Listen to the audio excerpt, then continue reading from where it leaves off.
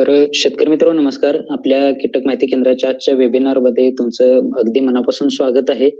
तर आपण विविध विषयांसह तुमच्यासमोर येत असतोय. विविध विषयांमधले शेतीविषयक तज्ञ तुमच्यासमोर आणत असतोय. जेणेकरून स्पेसिफिक त्या घटकाविषयी तुम्हाला सगळी माहिती मिळावी.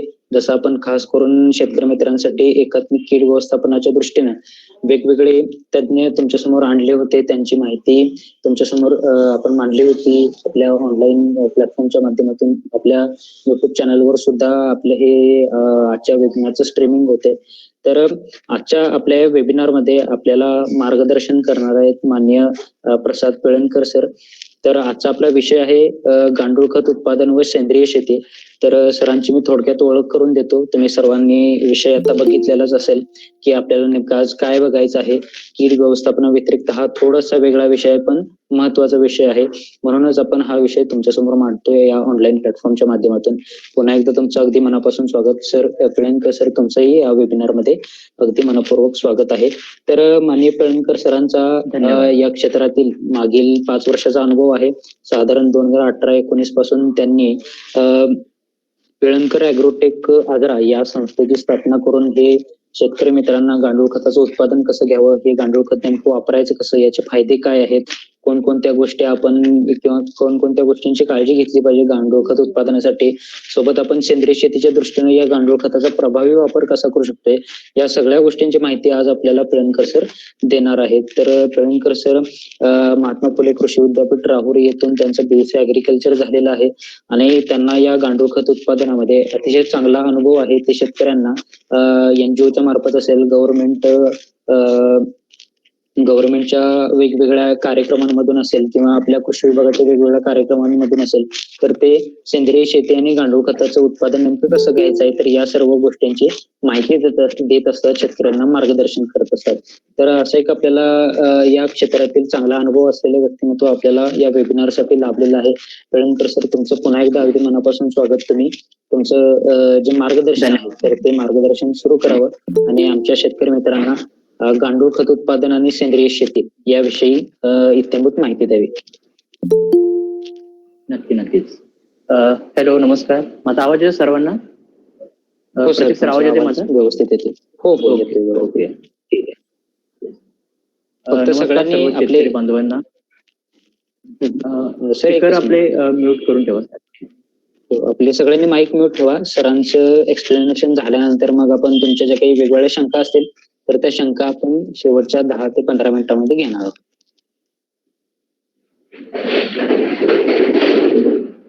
सर सुरुवात करा. यस, नमस्कार सर्व शेतकरी बांधवांना. आज आपण ग्रीन रिव्हॉल्युशनच्या माध्यमातून गांडूळ खत उत्पादन आणि सेंद्रिय शेती असं महत्वाचा टॉपिक. ग्रीन रिव्हॉल्युशन हे आपलं कीटक या विषयावरती शेतकरी मध्ये बऱ्यापैकी जागृती निर्मिती करणार आणि त्यासाठीचं नियोजन कसं पद्धतीने शेतकऱ्यांना करता येईल, पीक नियोजन कसं करता येईल, त्यासाठीच्या ऑर्गॅनिक पद्धतीने आपण कसं मार्ग काढू शकतो याचं मार्गदर्शन करत असते. आणि त्यांच्याच माध्यमातून आपण थोडं सेंद्रिय शेती करत असताना आपण गांडूळ खत असेल किंवा आणखीन काही सेंद्रिय घटक असतील, सेंद्रिय खतं असतील याचा वापर करून आपण पुन्हा आपल्या ऑर्गॅनिक फार्मिंग कडे जाता कीटकांचं प्लस तणांचं आणि बुरशीनाशक असेल बुरशीचं वगैरे कसं नियोजन करता येईल याचं सुद्धा एक आपण हे सर्व संबंधित विषय असल्यामुळे आज आपण हा वेबिनार ठेवला आहे. तर सर्वप्रथम महत्वाचं असं आहे की गांडूळ खत म्हणजे काय हे आपल्याला सर्वांना बऱ्याच जणांना माहिती आहे. काही जणांनी वापरले असेल, काही जण तयार करत असतील स्वतः घरी एखाद्या वेळेला.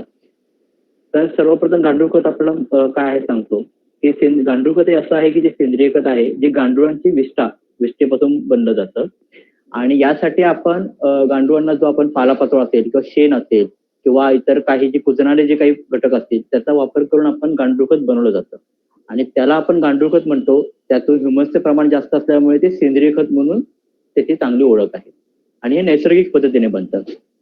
ओके, आता ह्यामध्ये आम्ही सेंद्रिय खताकडे गेली 5 वर्ष आम्ही सेंद्रिय खत बनवतोय आणि सेंद्रिय खताकडे तयार करून आम्ही शेतकऱ्यांपर्यंत पोहोचवण्याचं सुद्धा काम करतोय. तर आम्ही शेतकऱ्यांमध्ये जनजागृती करतोय कारण सध्याची गरज आहे. जसं आपण गांडूळ खत उत्पादनामध्ये सेंद्रिय शेती हा विषय सुद्धा आपण जोडलेला आहे. कारण आपण जसं आपण पुढे जाऊ तसं आपल्याला क्लिअर होत जातील की आपण नेमकं काय करत चाललो, काय करायला पाहिजे आणि कशा पद्धतीने आपण हे करायला हवं. तर सर्वप्रथम महत्वाचं आहे की गांडूळ खत तयार करण्यासाठी आपल्या सर्व जागा महत्वाची आहे. जरी कोणी समजा घरी आपल्या गांडूळ खत तयार करणार असेल किंवा एका मोठ्या स्केलवरती जरी कोणाला बनवायचं असेल तर गांडूळ खत तयार करण्यासाठी सर्वप्रथम जागा महत्वाची आहे. जागा ही पडीक असली तरी चालते, ते काही पीक येणारी असावी असं काही नाहीये. आणि त्यासाठी जागा निवड केल्यानंतर त्या पद्धतीने आपण शेड उभारून करू शकतो, ओपन पद्धतीने करू शकतो. म्हणजे थोडंसं आपण राजस्थान वगैरे थोडंसं या वरच्या साईडला गेलो तर दिल्ली वगैरे साईडला तर ओपन पद्धतीने आपल्याला गांडूळ खत करताना दिसून येतं. पण आपल्याकडचा भाग जो आहे जेणेकरून आपला पश्चिम महाराष्ट्राचा भाग आहे ते पावसाचं प्रमाण मोठ्या प्रमाणात असल्यामुळे आपल्याला ओपन पद्धतीने गांडूळ खत करणं थोडंसं कठीण जाऊ शकतं. त्यामुळे शक्यतो आपल्याकडे शेडनेट लावून किंवा पॅकबंद स्वरूपामध्ये आपल्याकडे गांडूळ खत केलं जातं, जे आपल्यासाठी पावसाळ्यामध्ये सोपं जावं. ओके. आणि या पद्धतीमध्ये मग गांडूळ खत तयार करण्यासाठी जागा एकदा आपण निवडली, त्यासाठी आपण शेड उभं केलं की त्यानंतर महत्वाचा मुद्दा येतो की आपण कोणत्या पद्धतीने करावं, म्हणजे बेड पद्धतीने करावं. मग बेड पद्धतीमध्ये सुद्धा बरेचसे प्रकार आहेत. काही सिमेंट पद्धतीने करतात, सिमेंटचे बेड जे कायमस्वरूपीचे सिमेंटच्या पद्धतीने असतात. त्यात विटांचे बेड केले जातात. आपण थोडं युट्यूबच्या माध्यमातून जर माहिती घेत असू आपल्याला लक्षात येईल की युट्यूबमध्ये आपल्याला दाखवलेलं असतं की काही ठिकाणी पत्रावळ्या टाकून किंवा ताडपत्री वगैरे अंथरून विटांचा थर लावून त्यामध्ये सुद्धा गांडूळ शेती केली जाते. पण आपल्या माहितीनुसार सर्वप्रथम महत्वाचं असं आहे की गांडूळ उत्पादन आपल्याला जर करायचं असेल तर एक तर सर्वप्रथम सिमेंटचे बेड हे आपल्याला खूप बेस्ट आहेत. आणि दुसरी गोष्ट सोप्यात कमी खर्चामध्ये म्हणजे HDP बेडचा, जे प्लॅस्टिक बेडमध्ये तयार होतात. त्याच्यामध्ये साईज असते 10 बाय 10 12 10 4 2 असे साईज असते आणि त्या पद्धतीने आपण ते वापरून गांडूळ खत आपल्या घरी सुद्धा आपण करू शकतो. ओके. आता हे लक्षात आलं की आपल्याला गांडूळ खताची जागा एक झाली. दुसरा मुद्दा आपला झाला की गांडूळ खतासाठी बेड कुठल्या पद्धतीने आपण कशा पद्धतीने करू शकतो. तिसरा मुद्दा असा आहे की गांडूळ खत तयार करण्यासाठी लागणारे मटेरियल म्हणजे त्यामध्ये काय की शेण आलं. मग बऱ्याचशा शेतकऱ्यांच्या आमच्या लक्षात आलं की काही शेतकरी असं म्हणतात की सर शेण कसं असावं, कोणतं असावं, ते गाईचं वापरलेलं चांगलं त्यापासून बनवलेलं चांगलं बनतं का म्हशीच्या शेणापासून चांगलं बनतं, किंवा आणखीन इतरत्र काही नगरपालिकेच्या माध्यमातून घनकचऱ्याच्या माध्यमातून सुद्धा गांडूळ खत तयार केलं जातं. तर त्यामध्ये काय डिफरन्स पडतो का, असे बरेचसे प्रश्न आम्हाला या 5 वर्षामध्ये समोर आले. आणि त्यातनं सुद्धा आम्ही आमच्या अनुभवात आम्हाला मार्ग आम्ही त्यातनं काढत गेलो की नेमकं काय होऊ शकतं, त्यातनं काय उत्तर आपण तयार होतात आणि काय काय करू शकतो. तर सर्वप्रथम हे खूप महत्वाचं आहे की कुठला घटक आपण गांडूळ खत बनवण्यासाठी वापरणार त्यावरती त्या गांडूळ खताची क्वालिटी डिपेंड्स होते. म्हणजे मार्केटमध्ये बऱ्याचपैकी गांडूळ खत तयार करणाऱ्या कंपन्या आहेत, बरेच जण गांडूळ खत तयार करतात. तर सर्वसामान्य लोकांना असं वाटतं की सेंद्रिय गांडूळ खत म्हणजे हे बऱ्याच ठिकाणी सर्वसामान्य पद्धतीने नॉर्मल पद्धतीने बनवलं जातं. पण न्यूट्रिशन्स मेंटेन करण्यासाठी त्याच्यामध्ये आपण शेण कुठल्या पद्धतीचं वापरतोय, कुठल्या क्वालिटीचं वापरतो, किती महिन्याचं वापरतो आणि त्यामध्ये आपण काय काय ऍड करू शकतो, त्या पद्धतीने मग आपल्याला गांडूळ खत हे त्या क्वालिटीचं आपण बनवू शकतो. मग त्यामध्ये शक्यतो आपलं ताजं शेण आपल्याला चालत नाही, कारण की ताजं शेणमध्ये बऱ्यापैकी आपल्याला कुजरण नसल्यामुळे त्यामध्ये ह्युमसचे प्रमाण प्लस गांडूळांना ते सुटेबल नाहीये. ओके. ते टॉक्झिक मटेरियल म्हणून बऱ्यापैकी काम करतं. शक्यतो 2 महिने ते 8 महिन्यापर्यंतचं शेणखत आपण वापरणं गरजेचं आहे गांडूळ खत तयार करण्यासाठी. मग त्यामध्ये गाईचं शेण असू दे किंवा म्हशीचं शेण असू दे, कुठल्याही पद्धतीचं असलं तरी काही एवढा फरक पडत नाही. शक्यतो आपण नॉर्मली आपल्याकडे बऱ्यापैकी म्हशीचं किंवा गाईचं शेण किंवा या सर्व जनावरांचं शेण एकत्र करून गांडूळ खत बनवलं जातं. त्यामध्ये लेंडी खत सुद्धा वापरलं जातं. लेंडीपासून सुद्धा उत्तम प्रकारचं गांडूळ खत बनवलं जाऊ शकतं. आणि मग पालापाचोळाचा यूज केला जातो त्यामध्ये. जसं जसं कन्व्हिनियंट आहे, जसं आपण ज्या पद्धतीने आपल्याला गांडूळ खत बनवायचे त्या पद्धतीने आपण ते गांडूळ खत बनवू शकतो. तर हे गांडूळ खत बनवण्यासाठी चौथा मुद्दा घटक महत्वाचा आहे, तो म्हणजे गांडूळ. गांडूळ हा प्रकार आपण शेतकऱ्यांचं म्हणणं असतं की आपल्या शेतामध्ये असणारे गांडूळ चालतात का, तर ते गांडूळ आणि आपण ज्या गांडूळ खत तयार करण्यासाठी जे वापरणारे आपण गांडूळ आहे त्यामध्ये बराचसा फरक पडतो. कारण असं आहे, आपण जे गांडूळ जे मी शेतामध्ये पाहतो हे गांडूळ हे शक्यतो जमिनीमध्ये खोलवर जाण्याचा बऱ्यापैकी प्रयत्न करतात आणि त्यांची प्रोसेस अशी आहे की ते खालून प्रोसेस करतात. म्हणजे जमिनीमधून ते जमिनी भुसभुशीत करायचं काम करतातच, प्लस त्यांचं कर्ब खाण्याचं जे प्रमाण आहे ते त्यांचं माती आतमध्ये सुरू असतं आणि ते खालून बऱ्यापैकी वर तर त्यांची हालचाल सुरू असते. आणि गांडूळ खत तयार करण्यासाठी लागणारी जी जात आहे जसे की एस्थेनिया पिटेडा आणि युटिलिस युजिनी अशा 2 जाती आहेत. त्यात आपल्याकडे टायगर वर्म ज्याला एसएनएफ फिटेडा ही मुख्यतः आपल्याकडे वापरली जाते. त्याचा असा फायदा आहे की ती लवकर गांडूळ खत तयार करते. त्याचं प्रोडक्शन हाय आहे, प्लस ते गांडूळाची पैदास सुद्धा डबल पटीने होते.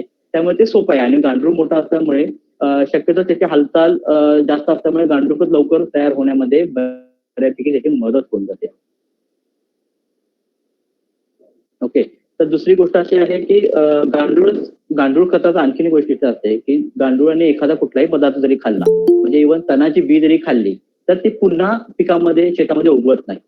कारण की एकदा शेणामध्ये बऱ्यापैकी तणाच्या बिया असतात आणि म्हशीच्या शेणामध्ये असू दे, इव्हन बऱ्याचशा शेणामध्ये सगळीकडे असतात त्या. तर शक्यतो ह्याच्यामध्ये मग बऱ्याचशे शेतकरी म्हणतात की आम्ही तर शेण वापरतो, मग शेणामध्ये तणाच्या बिया असतात, मग ते गांडूळ खत खाल्यानंतर त्या रान उगवणार आहे का नाही. तर हे महत्वाचा मुद्दा आहे. तर समजून घ्यायला पाहिजे की गांडुळाच्या एकदा पोटातून बी ती पास झाली की त्यामध्ये कोटिंग तयार होतं गांडुळाच्या पोटामध्ये, त्यामुळे ती बी पुन्हा तण म्हणून उगवत नाही. त्यामुळे गांडूळ खताचा हा सेंद्रिय घटक म्हणून वापर करत असताना आपल्याला तण वाढीचा प्रमाण जे आहे ते बऱ्यापैकी कमी होतं. दुसरी गोष्ट आहे, हे सर्व आता गांडूळ सोडल्यानंतर पाणी एक महत्वाचं आहे. पाणी हा घटक जेवढा महत्वाचा आहे तेवढा त्याचं प्रमाण सुद्धा ठरलेलं आहे. एकदा आपण बेड तयार केले की त्याच्यामध्ये किती प्रमाणामध्ये पाणी सोडायला हवं, किती प्रमाणामध्ये आपण पाण्याचं नियोजन करणं गरजेचं आहे. अति पाणी जर झालं तर गांडुळांचं खाण्याचं प्रमाण आहे ते कमी होतं, त्यांची पैदास मंदावते, कदाचित मरणी पाहू शकतात. त्यामुळे शक्यतो पाणी हे त्याच्या सोयीनुसार टेम्परेचर बघून, आपल्या नॉर्मली आपलं टेम्परेचर 15°C ते 25°, आपल्याकडे 35° पर्यंत आपण चालवू शकतो. तेवढ्या टेम्परेचर पर्यंत आपण ते आपलं टेम्परेचर मेंटेन करणं गरजेचं आहे, जेणेकरून गांडुळांची पैदास सुद्धा चांगल्या पद्धतीने व्हावी आणि उत्पादन आपल्याला लवकरच मिळावं. ओके. चौथा मुद्दा असा आहे त्यानंतर की गांडूळ खत तयार होण्यासाठी किती दिवस लागतात. एकदा आपण गांडूळ सोडले, बेड आपण भिजवतोय जसे आवश्यक आहे तसे, त्यानंतर गांडूळ खत तयार होण्यासाठी किमान आपल्याला 45 days ते 60 days आपल्याला लागतात. ज्या पद्धतीने आपण कशा पद्धतीने आपण किती गांडूळ सोडतो, एका बेडमध्ये आपण किती गांडूळ सोडतो, त्या क्वालिटीनुसार ते आपल्याला त्याचं प्रोडक्शन आपण एक महिन्यामध्ये 2 महिन्यामध्ये आपण ते काढू शकतो. त्यानंतर मुद्दा आहे तो पॅकेजिंगचा. बरेचसे शेतकरी आम्हाला विचारतात की सर आम्ही गांडूळ खत बनवतो, आम्हाला बनवल्यानंतर आम्ही ते काही जण शेतात वापरतो, मग सर्व तर काय आम्ही शेतात वापरू शकत नाही, मग त्याची आम्ही साठवणूक कशी करायची, त्यासाठी आम्ही पॅकेजिंग कसं करायचं. महागडं पॅकेजिंग आपल्याला शक्य होत नाही, कारण की त्या पॅकेजिंगचा हा खूप महत्वाचा मुद्दा आहे. गांडूळ खत तयार केल्यानंतर ते शेतीत टाकण्यासाठी उपयुक्त राहण्यासाठी त्यातला मॉइश्चर मेंटेन खूप गरजेचं आहे. मॉइश्चर म्हणजे त्यातला ओलावा, जो शक्यतो त्याचं मॉइश्चर मेंटेन जर चांगलं राहिलं तर त्यातले बॅक्टेरिया जे आहेत, जीवाणू जे आहेत गांडूळ खतामध्ये, ते सगळे ऍक्टिव्ह राहतात. आणि जर त्यातलं मॉइश्चर निघून गेलं, जर ते ड्राय झालं तर ते एकदम ब्लॅक सॉइल सारखं दिसतं, म्हणजे ते मातीत पूर्ण दिसून येते. मग बरेचसे शेतकरी आम्हाला म्हणायचे की आम्ही सर गांडूळ खत वापरलंय, पण आम्हाला ते ड्राय स्वरूपामध्ये आम्ही वापरलं, मग ते किती प्रमाणामध्ये कसं काम करतं, किंवा मॉइश्चर जे तुम्ही म्हणताय मॉइश्चर ह्याच्यामधलं कसं काम करतं. तर सर्वप्रथम मॉइश्चर असल्यामुळे काय होतं, एखाद्या वेळेला आपण गांडूळ खत जमिनीमध्ये वापरलं समजा त्या पद्धतीचं, तर आपल्याला पाणी एखाद्या वेळेला समजा पिकाला नाही, कमी स्वरूपामध्ये गेलं तर गांडुळांची पिकाची मर होत नाही, प्लस ते गांडूळ खत त्याला मॉइश्चर असल्यामुळे लागू पडतं. आणि त्यातले बॅक्टेरिया जे आहेत, जे जीवाणू आहेत, जे आपण ऊसासाठी आता आपल्याला माहिती आहे जीवाणू म्हणजेच काय, की काय आपण ऊसाच्या कांड्या ज्यावेळेला आपण लावतो, लागवड करतो, त्यावेळेला आपण ऍसिडोबॅक्टर वापरतो. ऍसिडोबॅक्टर बऱ्यापैकी माहिती आहे, जर काही जणांना माहित नसेल तर आपल्याला माहिती आहे, आपण काळी पावडर आपण एक बाजारातून आणतो, ज्याच्यामध्ये आपण ड्रमामध्ये काळ्या त्याच्या पावडरमध्ये आपण ते कांड्या बुडून आपण लावतो, त्याला ऍसिडोबॅक्टर म्हणतात. ते ऊसामध्ये यूज होतं. आणि अशा पद्धतीने हे जीवाणूंचं सगळं बऱ्याच प्रकारच्या संघटन हे आपल्या गांडूळ खतामध्ये नॅचरली तयार होतं आणि आपल्याला त्यामुळे जमिनीमध्ये त्याचा बऱ्यापैकी चांगल्या पद्धतीने उपयोग केला जातो. आणखीन एक प्रोडक्ट तयार होतो, जसं की आता आपण म्हटलं की आपण पाणी वापरतो, तर गांडूळ खत तयार करण्यासाठी जसं आपण पाणी वापरतो, तर पाण्याबरोबर सोबत एक व्हर्मीवॉश म्हणून एक लिक्विड तयार होतं. हे व्हर्मीवॉश म्हणजे काय असतं, तर ह्याचा कलर असतो, येलो कलरचा कलर असतो व्हर्मीवॉशचा, आणि याच्यामुळे गांडुळांच्या शरीरावरती एक येलो कलरचा लिक्विड असतं. जे लिक्विड पाणी आपण बेडवरती फवारल्यामुळे गांडुळाने एक प्रकारचे आंघोळ घातल्यासारखे होते, आणि ते सर्व पाणी आपण कलेक्ट करतो, त्याला वर्मीवॉश म्हणतो. आणि हेच वर्मीवॉश आपण पुन्हा बेडवरती स्प्रे केलं तर त्यातले जे काही सायटोकायनिन्स असतील, जे काही त्यामध्ये जे काही घटक आहेत, जे पिकांसाठी खूप उपयुक्त आहेत, तर ते पुन्हा वर्मी कंपोस्ट मध्ये म्हणजे त्या गांडूळ खतामध्ये ऍडेड होऊन आपल्याला गांडूळ खत चांगल्या पद्धतीने आपण तयार करू शकतो, ज्यामुळे आपल्याला बऱ्यापैकी चांगला फायदा शेतीमध्ये दिसून येतो. आता हे झाले गांडूळ खत आणि वर्मीवॉश, आपल्याला 2 प्रोडक्ट आपण लक्षात आणले. आता ह्याचा मुद्दा काय आहे पुढे, की सेंद्रिय शेती याच्या संबंधित कसं आपण जोडू शकतो. बरेचसे आम्ही शेतकऱ्यांशी आम्ही प्लॉट व्हिजिट करतो किंवा शेतकरी आमच्या संपर्कात आहेत. आम्हाला लक्षात येतं की बरेच लोक सेंद्रिय शेती करतायत, प्रयोग करतायत, पण शेतकऱ्यांना लक्षात येत नाही की नेमकं सेंद्रिय शेती काय आहे किंवा ह्याचं गणित कसं घालायला पाहिजे, आम्ही सुरुवात कशी करायला पाहिजे. आम्ही सध्या आता रासायनिक वापरतोय आणि त्यातून आम्ही सेंद्रिय शेतीकडे कसं जायला पाहिजे. तर ही कन्सेप्ट समजून घेणं गरजेचं आहे की नेमकं सेंद्रिय शेती काय आहे आणि आपल्याला ती करत असताना कुठल्या कुठल्या टप्प्याने आपण ते करायला पाहिजे. कारण की बरेचसे शेतकरी काय करतात की सेंद्रिय शेती म्हटले की मग चला या वर्षी फक्त सेंद्रिय खतं वापरायची आणि त्यातून आपण सेंद्रिय शेती करायची. पण ही परिस्थिती सध्याच्या घडीला राहिलेली नाहीये. म्हणूनच आम्ही पिळंकर ॲग्रोटेकच्या माध्यमातून बऱ्यापैकी शेतकऱ्यांना आम्ही हे सांगतो आहे की सेंद्रिय शेती करत असताना बरे निगेटिव्ह होण्यापेक्षा ते समजून घेऊन करणं गरजेचं आहे की कुठल्या पद्धतीने आपण ऑर्गॅनिक फार्मिंगकडे जाऊ शकतो. कारण की ऑर्गॅनिक फार्मिंग हे खूप महत्वाची गोष्ट आहे सध्याच्या काळामध्ये. याची थोडीशी पार्श्वभूमी सांगतो की आपण सेंद्रिय शेतीकडे सध्या का वळायला लागलो आहोत. थोडंसं आधी 2-3 पिढी आधी बघितलं तर आपल्याला बऱ्यापैकी सर्वजण सेंद्रिय शेती करायचे, ज्याच्यामध्ये शेणाचा वापर जास्त प्रमाणामध्ये व्हायचा आणि उत्पादनही तेवढं चांगलं व्हायचं. पण सध्याच्या घडीमध्ये असं झालंय की हरित क्रांतीमुळे आपल्या देशामध्ये बऱ्यापैकी रासायनिक खतांचा वापर सुरू झाला. ऍक्च्युअली ज्या पद्धतीने रासायनिक खत आपल्याला वापरायला हवे त्या पद्धतीने न वापरता आपल्याला शेतकऱ्यांचा एक समज असा झालाय की आपण जास्त खत टाकलं की आपल्याला जास्त उत्पादन येईल, अशी एक मागच्या पिढीपर्यंत एक समज होती आणि अजूनही काही काही शेतकऱ्यांना तसं वाटतंय. पण सध्या असं लक्षात आलंय की नुसतं रासायनिक खत वापरल्यामुळे आपल्या जमिनीचा पोत सुद्धा खराब होत चाललेला आहे. सेंद्रिय शेतीकडे वळत असताना 2 गोष्टी खूप महत्वाच्या आहेत. एक म्हणजे आरोग्य. आपले 2 मुद्दे जर आपले क्लिअर असतील तरच आपल्याला ऑर्गॅनिक फार्मिंग का करायला हवी, किती महत्वाची आहे हे लक्षात येईल.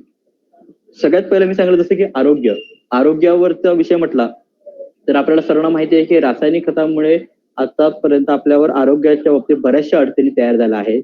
जसे काही आपल्याला कर्करोग असतील, काही कॅन्सरचे प्रमाण असतील, हे बऱ्या प्रमाणे वाढलेलं आहे. फळे भाजीपाल्याचं उत्पादन असतं यावरती बऱ्यापैकी कीटकनाशक, बुरशीनाशकांचा वापर केला जातो आणि हे जे प्रमाण आहे हे प्रमाण अति आहे. काही वेळेला असं पण लक्षात आलं आमच्या की एखाद्या वेळेला आपण दुकानातून आपण एखाद्या वेळेला औषध आणतो, म्हणजे एखादं कीटकनाशक आणतो किंवा बुरशीनाशक आणतो आणि शेतकऱ्याचं पण एक मत असतं की नाही मी हे कीटकनाशक आहे, मला एवढं प्रमाण सांगितलं आहे वापरायला, पण मला असं वाटतं की 1 ml सांगितलंय अजून 1 ml याच्यात ऍड केलं तरच ती कीड मरू शकते. असं शेतकरी स्वतःचं मत एक तयार करतो आणि त्या पद्धतीने तो वापरतो.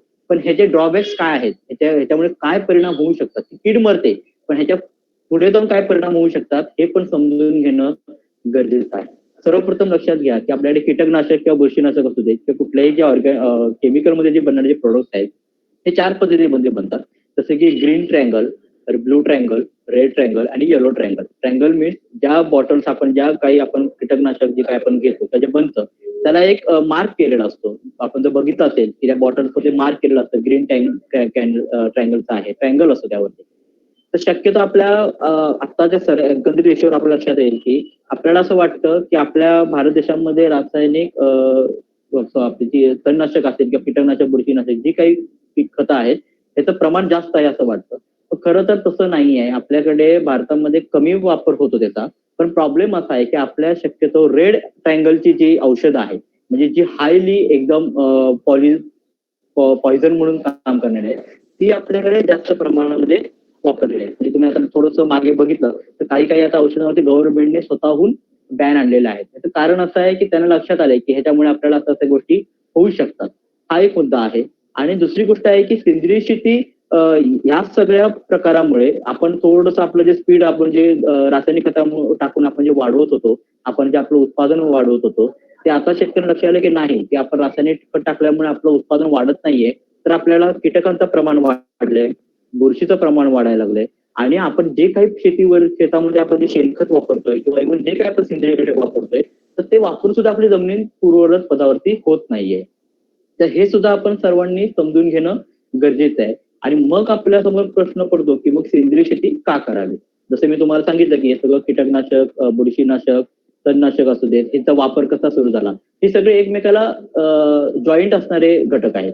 म्हणजे आज जर आपण शेतीमध्ये समजा रासायनिक वापरलं नसतं, कमी प्रमाणात वापरलं असतं, ज्या पद्धतीने ते यायला हवं होतं त्या पद्धतीने शेतकऱ्यांनी समजून वापरलं असतं तर आज जे मार्केटमध्ये जे भरमसाठ कीटकनाशक आहे, बुरशीनाशक आहे, ते जर तेवढ्या लिमिट्स मध्ये आपण युज केल्यामुळे आपल्याला ऑर्गॅनिक फार्मिंगकडे आपण तो सस्टेन्स ठेवलो असतो किंवा आपण थोडंसं त्याच्यामध्ये चेंज करू शकलो असतो.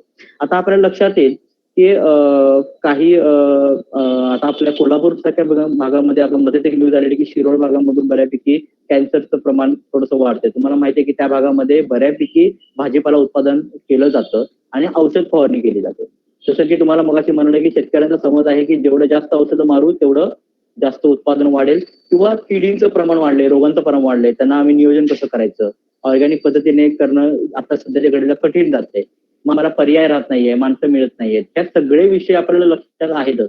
पण हे सगळं करत असताना एक समजून घेणं गरजेचं आहे की हे आपण कुठेतरी थांबवणं गरजेचं आहे आणि थांबवण्यासाठी काहीतरी बेस गरजेचं आहे. नुसतंच आपण ऑर्गॅनिक खतं टाकतोय किंवा जैविक खतं वापरतोय आणि त्यातनं आपल्याला वाटतं की आपण सेंद्रियकडे वळतोय, तर तसं नाहीये, तसं होणार नाहीये. म्हणजे आपण सेंद्रिय खत एका ठिकाणी वापरतोय आणि आपण भरमसाठ कीटकनाशक आणि बुरशीनाशक फवारतोय किंवा तणनाशक फवारतोय. शेवटी सगळं जरी केलं तरी आपलं म्हणजे आपण ज्या पद्धतीकडे जायला पाहिजे तेवढं आपण करू शकत नाहीये. एक लक्षात घ्या की आता बऱ्यापैकी कॅन्सरचं प्रमाण, जसं तुम्हाला म्हटलं की कॅन्सरचं प्रमाण वाढलंय, हे कॅन्सरचं प्रमाण वाढत असताना आपण जे कीटकनाशक वापरतो त्या कीटकनाशकमुळे सिलेवर पार्सी म्हणून एक कीटक तयार होत झालाय, त्याच्यामुळे त्याचं प्रमाण जास्त वाढलंय आणि त्यामुळे कॅन्सर म्हणजे मतिमंद मुलं होण्याची कारणं किंवा गर्भाशयावर होण्याचे परिणाम हे या कीटकनाशकामुळे असे काही कीटक तयार झाल्यामुळे आपल्या बऱ्याचशा आपल्या शरीर रचनेवरती, आरोग्यावरती परिणामकारक आहेत. आणि म्हणून आपण थोडंसं ह्या सगळ्या गोष्टी लक्षात घेऊन, जसं टॅमॅटो असेल किंवा वांगी असेल, वांगीमध्ये आता शेंडी अळी असते, त्याच्यावरचं नियंत्रण करणं खूप कठीण जातं. ते जर लागवड झाली की त्याचं कुठं करणं, आपलं कीटकनाशक मारून सुद्धा त्याचं नियंत्रण करणं कठीण जातं. तर हे समजून घेणं गरजेचं आहे की जर समजा आपण कीटकनाशक वापरून सुद्धा जर हे आपल्याला कीटकांचं नियोजन करता येत नसेल तर हे आपण कुठे कसं थांबवू शकतो, याला काय करायला हवं. तर ह्याला पर्याय असा आहे की सेंद्रिय शेती. तर सेंद्रिय शेती करत असताना बरेच शेतकरी म्हणतात की सेंद्रिय शेती केल्याने कसं थांबू शकतं, काय केल्यानंतर हे थांबू शकतं, कशा पद्धतीने आपण नियोजन करायला पाहिजे. तर त्या संदर्भामध्ये आपण हळूहळू पुढे पुढे लक्षात समजून घेणार आहोत. आता जसं मी तुम्हाला म्हटलं की आता या भाजीपाल्यामध्ये आपण कसं झालंय, उत्पादन वाढवण्यासाठी स्टेरॉइड पद्धतीने आपण सगळे कीटकनाशक असू दे किंवा बुरशीनाशक असू दे यांचा आपण वापर करत चाललोय. आणि ह्या सगळ्याचा वापर करत असताना आपल्याला एक लक्षात घेणं गरजेचं आहे की किती प्रमाणात वागत आपण औषधामध्ये काही हे जे पण दिलं चिठ्ठ्या पण दिलेल्या असतात त्यांनी प्रमाण दिलेलं असतं की किती प्रमाणात वापरावं आणि त्याचं किती वापरल्यानंतर ते किती दिवसामध्ये त्याचा अंश राहतो हे आपण वाचत नाही. आणि त्यामुळे आपल्या जमिनीचं पिकावरती परिणाम होतोच, प्लस जमिनीवरती सुद्धा परिणाम होऊन जातो. आणि मग आपण शेणखत कितीही जरी जमिनीमध्ये वापरलं तरी आपण ऑर्गॅनिक कडे वळणं कठीण आहे. तिसरा एक मुद्दा आहे की हे सर्व करत असताना आणखीन एक मुद्दा आमच्या लक्षात आला की सेंद्रिय घटक आम्ही जमिनीमध्ये वापरतो, पण आमच्या जमिनीमध्ये फरक कसा पडेल किंवा काय फरक दिसून येणार आहे. तर सर्वप्रथम एक लक्षात घ्यायला हवं आपण की सेंद्रिय घटक किंवा सेंद्रिय खत आपण जसं जमिनीमध्ये वापरू, आपल्या जमिनीचा कलर बदलायला सगळं सुरुवात होते. म्हणजे समजा गांडूळ खत जर आपण वापरत असतो आपल्या जमिनीमध्ये, किमान एक 3 वर्ष किंवा 2 वर्ष तरी आपल्याला हे गांडूळ खत जमिनीमध्ये वापरणं गरजेचं आहे. तरच आपल्याला जमिनीमधला हळूहळू आपल्याला जो फरक आहे तो दिसून येणार आहे. कारण काय होतं, जसं मी तुम्हाला मगाशी म्हटलं, आता आपल्या हातातून बऱ्यापैकी ऑर्गॅनिक फार्मिंगकडे ज्या जमिनीची जी प्रत पाहिजे होती ती प्रत आता बऱ्यापैकी खूप पुढे गेलेली आहे. जसं तुम्हाला म्हटलं की जमिनीचा थांबू, कुठलंही ऑर्गॅनिक फार्मिंग करत असताना सर्वप्रथम आपण एक लक्षात घ्यायला पाहिजे की आपल्या जमिनीचं माती परीक्षण करून घेणं. माती परीक्षण करून घेतल्यामुळे योग्य कन्सल्टिंग, योग्य मार्गदर्शन घेणं गरजेचं आहे. त्यातून आपल्याला लक्षात येईल की आपल्या ऑर्गॅनिक जमिनीमध्ये आपण काय करू शकतो किंवा सेंद्रिय शेती करण्याचा आपली जमीन आहे का. तसं आता तुम्हाला एक लक्षात येईल की 6 ते 7 सामूह ज्या प्रकारचे जमिनीचा जर सामूह असेल आपल्या, तर त्या जमिनीमध्ये आपण कुठलंही सेंद्रिय खत असू दे किंवा रासायनिक खत असू दे तर ते टाकलं तर ते पिकांना बऱ्यापैकी लागू पडतं, म्हणजे 100% लागू पडतं. एक लक्षात घ्या. दुसरा एक मुद्दा असा आहे की समजा आपल्या जमिनीचा सामूह 7.1 असेल आणि जर समजा आपण त्या जमिनीमध्ये सेंद्रिय खत जरी टाकलं किंवा रासायनिक खत जरी टाकलं तरी फक्त आपल्याला त्या पिकांना त्या खताचा फक्त 10% परिणामच दिसून येतो, म्हणजे 10% प्रमाण लागू पडतं. 10% प्रमाणात कुठं कमी पडतं की जेणेकरून लागू पडतं ते. तिसरा मुद्दा असा आहे की समजा आपल्या जमिनीचा प्रमाण जे सामूह जो आहे तो 7.5 तो 8 असेल तर आपल्या त्या जमिनीमध्ये एखाद्या वेळेस आपण कुठलंही खत टाकलं तर त्या जमिनीला फक्त आपलं हे 80 ते 70 30% आपल्याला फक्त लागू पडतं, म्हणजे 80% आपलं हे खत 70% आपलं खत हे वाया जातं. तर हे पण समजून घेणं गरजेचं आहे की आपण भरमसाठ रासायनिक खत टाकतोय किंवा आपण सेंद्रिय शेती करत असताना सेंद्रिय खतं वापरतोय तर ते लागू का पडत नाहीये. तर महत्वाचं आहे सामू म्हणजे पीएच. जमिनीचा पीएच खूप महत्वाचा आहे. जमिनीचा पीएच जर आपला योग्य असेल तर आपण कुठलंही खत जरी आपण त्या पिकाला दिलं, शेतामध्ये टाकलं तर ते पिकाला लागू होणार. आणि हे जर आपण लक्षात नाही घेतलं तर आपण कितीही ऑर्गॅनिक फार्मिंग किंवा किती आपण रासायनिक पद्धतीने उत्पादन काढायचं म्हटलं तर आपल्याकडे ते शक्यता नाहीये. सध्याच्या सर्वेक्षणामध्ये एक असं लक्षात आलंय की सातारा, कोल्हापूर आणि पुणे हे जे 3 जिल्हे आहेत त्या 3 जिल्ह्यांमध्ये आपल्या जमिनीचे जे सामूज आहेत ते 7.8 ते 8.9 असे आहेत. आता शक्यतो हे 7.8 आणि 8.9 चं कारण काय आहे. आपल्याकडे ऊसाचं क्षेत्र जास्त असल्यामुळे आपल्याकडे मुबलक पाणी असल्यामुळे जमिनीमध्ये शेतकरी मोठ्या प्रमाणामध्ये पाण्याचा वापर करतात किंवा जे एवढं आवश्यक आहे तेवढं पाणी न वापरता मुबलक पाणी आहे मग कसंही पाणी वापरल्यामुळे त्यामुळे सुद्धा आपल्या जमिनीचा सामू खराब होऊ शकतो आणि त्यामुळे आपल्या जमिनीमध्ये मग आपण कुठलंही खत टाकलं की ते लागू न पडण्याची कारण होऊ शकतात. हे एक महत्वाचा मुद्दा आहे. दुसरी गोष्ट अशी आहे की सामू जर समजा आपला 7.9 असेल आणि जर समजा त्याच्यामध्ये आपण युरिया वगैरे जर आपण वापरलं, काही शेतकरी म्हणतात की सर आमची जमीन मागच्या 5-6 वर्षापूर्वी नॉर्मल होती, म्हणजे आम्ही बैलाने शेती करायचो, नांगरायचो आणि त्यातनं आम्हाला नांगरट व्हायची. पण आता ते शक्य नाहीये. आता काय झालंय की आता आपल्याला ट्रॅक्टर वापरावा लागतो. बऱ्यापैकी मोठ्या मोठ्या ताकदीची अवजारं वापरून आपल्याला ते नांगरट करावी लागते. तर हे कारण समजून घेण्याचं की हे कारण काय आहे.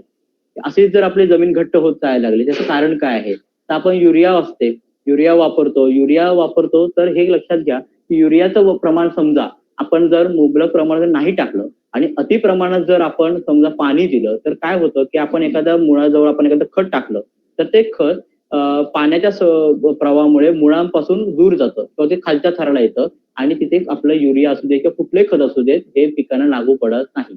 आणि ते समजा युरिया असेल किंवा रासायनिक कुठलेही खत असू दे ते जर जमिनीच्या खालच्या लेवलला गेलं मुळांपासून तर तिथे काय होतं की ऑलमोस्ट आपल्या जमिनीमध्ये चुन्याचं प्रमाण खूप आहे आणि चुन्याचं प्रमाण खूप असल्यामुळे आपल्याकडे युरिया आणि चुना याचं बऱ्यापैकी कॉम्बिनेशन होऊन एक लेअर तयार होतो ज्याला चोपण माती बनते आणि ते केमिकल रिएक्शन झाल्यामुळे पूर्ण आपल्या जमिनी ज्या आहेत त्या घट्ट होतात. म्हणून आपल्याकडे आपण म्हणतोय की आपल्याकडे ज्या जमिनी घट्ट होत चालल्या आहेत किंवा ऑक्सिजन लेवल जमिनीमधल्या कमी होत चालल्या आहेत आणि ह्यासाठी म्हणून आपल्याला काय करायला पाहिजे. नांगरट करून आपण किती नांगरट करणार, 2-2, 3-3 फुटाच्या जरी आपण 2 फूट जरी आपण खोल नांगरट जरी केली तरी आपल्या जमिनीमध्ये तेवढा आपल्याला फरक दिसून येत नाही. याचं कारण असं आहे की आपण जे रासायनिक खत जे वापरतोय त्याचे होणारे सगळे दुष्परिणाम आहेत. आणि ह्यासाठी पर्याय काय आहेत तर आपण सेंद्रिय खतं वापरली पाहिजेत, हिरवळीची खतं वापरली पाहिजेत. हे जर आपण वापरलं तरच आपण आपल्या जमिनीचा पोत सुधारू शकतो आणि आपण त्या जमिनीला आपल्या मूळ पदावरती सुद्धा आणू शकतो. यासाठी एक लक्षात घेणं गरजेचं आहे की सेंद्रिय शेती माझी जमीन सेंद्रिय शेती करू शकतो ते कसं ओळखावं. तर आपल्या धरून एक समजा की आपल्या समजा जमिनीचा जर आपल्या समजा जमिनीचा जर 6.07% समजा आपलं 0.6 समजा आपलं जर हे आहे काय स्कर्ब आहे आणि त्याच्यामध्ये समजा आपण गांडूळ खत वापरत असो किंवा कुठले सेंद्रिय खत वापरत असो आणि तो जर कर्ब आपण 1% जमिनीचा जर नेला तरच आपण तिथून पुढे सेंद्रिय शेतीकडे म्हणजे ती सेंद्रिय शेती करण्यालायक आपली जमीन होऊ शकते. हे एक आपल्या लक्षात घेणं गरजेचं आहे. त्यामुळे सेंद्रिय कर्ब जमिनीतला वाढला तर आपल्या जमिनीमध्ये रासायनिक खत टाकण्याचं प्रमाण सुद्धा आपण कमी करू शकतो. हे सेंद्रिय खताचे फायदे आहेत. हे आपण हळूहळू जर समजून घेतले, हे आपण हळूहळू टप्प्याटप्प्याने जर आपण केलं जमिनीमध्ये तर आपल्या ऑर्गॅनिक फार्मिंगकडे आपण ही चांगल्या पद्धतीने वाटचाल करू शकतो. आता शासनाच्या आम्ही काही योजना पण होत्या की ऊसाचे पाचट कुजवणे आणि त्यातनं काही शासनाने पण काही शेतकऱ्यांना प्रवृत्त केलेलं. तर ह्याचं कारण असं होतं की ऊसाचं पाचट हे जाळण्यापेक्षा कुजवलेलं कधी पण चांगलं. कारण की ऊसाचं पाचट शेतामध्ये कुजवल्यामुळे त्यातला जमिनीचा कर्ब वाढतो. कर्ब वाढल्यामुळे जमिनीमध्ये जे काही बॅक्टेरिया आहेत, जीवाणू जे आहेत, जे नॅचरली जे जीवाणू आहेत त्यांचं प्रमाण सुद्धा वाढतं आणि जे आपण रासायनिक खत वापरतो किंवा जे कुठलंही आपण सेंद्रिय खत वापरणार असो किंवा त्यांचं प्रमाण सुद्धा आपल्याला कमी करता येतं. हे एक अभ्यासाचा भाग आहे. म्हणजे आपण एखादी गोष्ट कुठल्या गोष्टीकडे आपण भर देणं गरजेचं आहे की जेणेकरून आपण ऑर्गॅनिक फार्मिंगकडे हळूहळू टप्प्याने कसं जाता येईल. काही शेतकरी असं म्हणतात की सर आम्ही डायरेक्ट या वर्षीच आम्ही सेंद्रिय खत जास्त टाकतो आणि आम्ही सेंद्रिय शेतीकडे आम्ही वळतो. तर हे शक्य नाहीये. सध्याच्या घडीमध्ये रासायनिक खताला आपण लगेच फाईट नाही देऊ शकत, पण थोडं समजून घेऊन ऑर्गॅनिक फार्मिंग हे थोडं करत आपण रासायनिकला हे पूर्णपणे बऱ्यापैकी कंट्रोलमध्ये आणू शकतो. पण आणखीन एक मुद्दा असा आहे की कीटकनाशक, बुरशीनाशक आणि रासायनिक तणनाशक या वापरामुळे आपल्याला आता आपण कीटक माहिती केंद्र आपल्याला मित्र कीटकांची माहिती झाली असेल किंवा त्यांनी आपल्याला बऱ्यापैकी माहिती दिली असेल, तर हे एक समजून घेण्याची गोष्ट आहे की आता शक्यतो उसावरती एक लेडी बर्ड बिटल म्हणून एक नावाचा कीटक असतो, जो रेड कलर स्वरूपात आपण बघितलाही असेल, काही शेतकऱ्यांना माहिती सुद्धा असेल, किंवा क्रायसोपोरला कार्निया म्हणून एक असे काही कीटक आहेत. हे काय करतात, हे नॅचरली आपल्या जमिनीमध्ये कीटक माव्याचं जे प्रमाण आहे, म्हणजे माव्याचे जे अंडी असतात ते खाण्याचं प्रमाण त्यांचं जास्त आहे किंवा ते खातात. त्यामुळे बऱ्यापैकी नैसर्गिक पद्धतीने आपल्याला मावा असू दे उसावरील हा कंट्रोल करता येतो. पण आपण सध्या काय केलंय, आपण उसामध्ये आपण तणनाशक मारतो किंवा कीटकनाशक फवारतो, बुरशीनाशक फवारतो, त्यामुळे मित्र कीटकांची संख्या ही कमी होत चाललेली आहे. आणि हे लक्षात घेणं गरजेचं आहे की ऑर्गॅनिक फार्मिंग करत असताना नुसतं सेंद्रिय खत टाकून शक्य होणार नाहीये. तर सेंद्रिय खत वापरल्यानंतर त्याच्या पुढचे येणारे प्रश्न काय आहेत, तर एक आहे कीटकांचं आम्ही नियोजन कसं करावं. ऑर्गॅनिक फार्मिंग मध्ये आम्ही कीटकनाशक वापरावं का, मग तर वापरावं तर किती प्रमाणात वापरावं. मग त्यासाठी समजा आम्ही कीटकनाशक नाही वापरत होतो तर आम्हाला दुसरे पर्याय काय आहेत, तर हे पर्याय सुद्धा बरेच आहेत. जसे की काही येलो ट्रेप्स आहेत जे आपण वापरू शकतो, काही फेरोमोन ट्रॅप्स आहेत ज्या ऑर्गॅनिक फार्मिंग मध्ये आपण वापरल्यामुळे आपल्या पिकांचं कीटकांचं नियोजन करू शकतो. आता मिरची सारखं पीक आहे, तर काही शेतकरी म्हणतात की सर दिवसभर आम्हाला लक्षात येत नाही, पण रात्रीचे काही कीटक आमचे दिवसभर म्हणजे पानं आवळून येणं मिरचीची, तर काही कीटक आहेत ते रात्रीचे अटॅच करतात. आता रात्रीचं शेतकरी आपल्याला शक्य नाहीये, तर अशा वेळेला आपण फेरोमोन ट्रॅप्स असतील किंवा काही दिवे असतील, असे जे काही उपाय आहेत ऑर्गॅनिक फार्मिंगसाठीचे, हे सुद्धा आपण वापरून आपण ऑर्गॅनिक फार्मिंगकडे कीटकांचं नियोजन करू शकतो. दुसरा एक मुद्दा असा आहे की बुरशीचं आपण एक नियंत्रण कशा पद्धतीने आपण ऑर्गॅनिक फार्मिंगमध्ये करू शकतो. जसं की झेंडू एक असं उत्पादन आहे, जसं आम्ही बऱ्याचशा शेतकऱ्यांना आम्ही एक सांगतो की तुम्ही भाजीपाला जर करत असाल तर साईडने तुम्ही झेंडू लावू शकता. तर झेंडूमध्ये असे काही रसायनं आहेत की जे काय करतात, फ्युजेरियम सारख्या ज्या काही बुरशी आहेत त्यांना नष्ट करतात. जमिनीमधले काही जे जमिनीमध्ये वाढणारे जे काही झाडांच्या मुळाभोवती जे काही बुरशी आहेत, त्या बुरशींना ते झेंडू हे असं आहे की ते कीटकनाशक म्हणून किंवा बुरशीनाशक म्हणून ते चांगल्या पद्धतीने काम करतं. आणि त्यामुळे आपल्याला हे ऑर्गॅनिक फार्मिंग करत असताना ह्याची खूप चांगल्या पद्धतीने आपल्याला एक मदत होऊ शकते. फक्त हे समजून घेणं गरजेचं आहे की आपण हे ऑर्गॅनिक फार्मिंग कडे वळत असताना कुठल्या कुठल्या पद्धतीमध्ये आपण कुठल्या पद्धतीने कधी कोणतं नियोजन करणं गरजेचं आहे, तरच आपण ऑर्गॅनिक फार्मिंग कडे वळू शकतो. दुसरा एक मुद्दा असा आहे की या सर्व ह्याच्यामध्ये जसं मी तुम्हाला म्हटलं की काही अशी पण पीक आहे आंतरपिकं. सर्वप्रथम म्हणजे आपल्याकडे काही शेतकऱ्यांची अशी पद्धत आहे की आम्ही फक्त ऊस पीक घेतो. तर ऊस पीक घेतल्यानंतर पिकांची फेरफारड सुद्धा सेंद्रिय शेतीमध्ये होणं गरजेचं आहे. जर आपण पिकामध्ये पिकांची फेरफारड केली तर आपल्या जमिनीमधले जे काही अन्नद्रव्यांचं प्रमाण आहे हे नॅचरल मध्ये बॅलन्सिंग राहायला खूप मदत होऊ शकते. एकच पीक जर सतत वर्ष घेतल्यामुळे त्या जमिनीमधलं अन्नद्रव्याचं प्रमाण कमी होतं आणि त्यासाठी लागणारे जे जसं की भुईमुग आहे, भुईमुग हे पीक नायट्रोजन, त्याच्या भुईमुगाच्या पिकावर जर तुम्ही कधी बघित असाल तर त्या खोडावरती गाठी असतात. हे गाठी काय करतात, तर हवेतलं नायट्रोजन फिक्सेशन करतात. आणि नायट्रोजन फिक्सेशन जो आहे, नायट्रोजन फिक्सेशन मीन्स नत्र मी युरिया, आपण जे युरिया जे वापरतो जमिनीमध्ये पिकांसाठी, तर ते नायट्रोजन फिक्सेशन करायचं काम हे आपलं त्या गाठी करतात. त्यामध्ये रायझोबियम नावाचा जो एक जीवाणू आहे तो करतो. आणि हे नॅचरल पद्धतीने होतं. त्यामुळे काय होतं की नॅचरली आपल्या जमिनीमध्ये नत्राचं प्रमाण वाढतं. म्हणून काही कृषी तज्ञ जे आहेत ते असं सजेशन करतात की हिरवळीची खतं वापरत असताना चवळी असू दे किंवा भुईमुग हे फुलवण्यात आल्यानंतर ते जमिनीमध्ये गाडा खत म्हणून, आपल्याकडे शक्यतो शेतकरी उत्पादन म्हणूनच भुईमुगाकडे बघतात, पण खत म्हणून सुद्धा एक प्रयोग सेंद्रिय शेतीकडे टप्प्याकडे वळत असताना आपण याचा पीक फुलवण्यात आल्यानंतर ते जमिनीत गाडलं तर त्याचा चांगलं जमिनीमध्ये नत्राचं प्रमाण वाढायचं चांगल्या पद्धतीने त्याचा उपयोग होतो. दुसरा एक मुद्दा आहे हे सर्व करत असताना की आपण शेती ज्या वेळेला आपण करतो त्या आपण प्रत्येक शेतीला आपण बांध घातलेले असतात.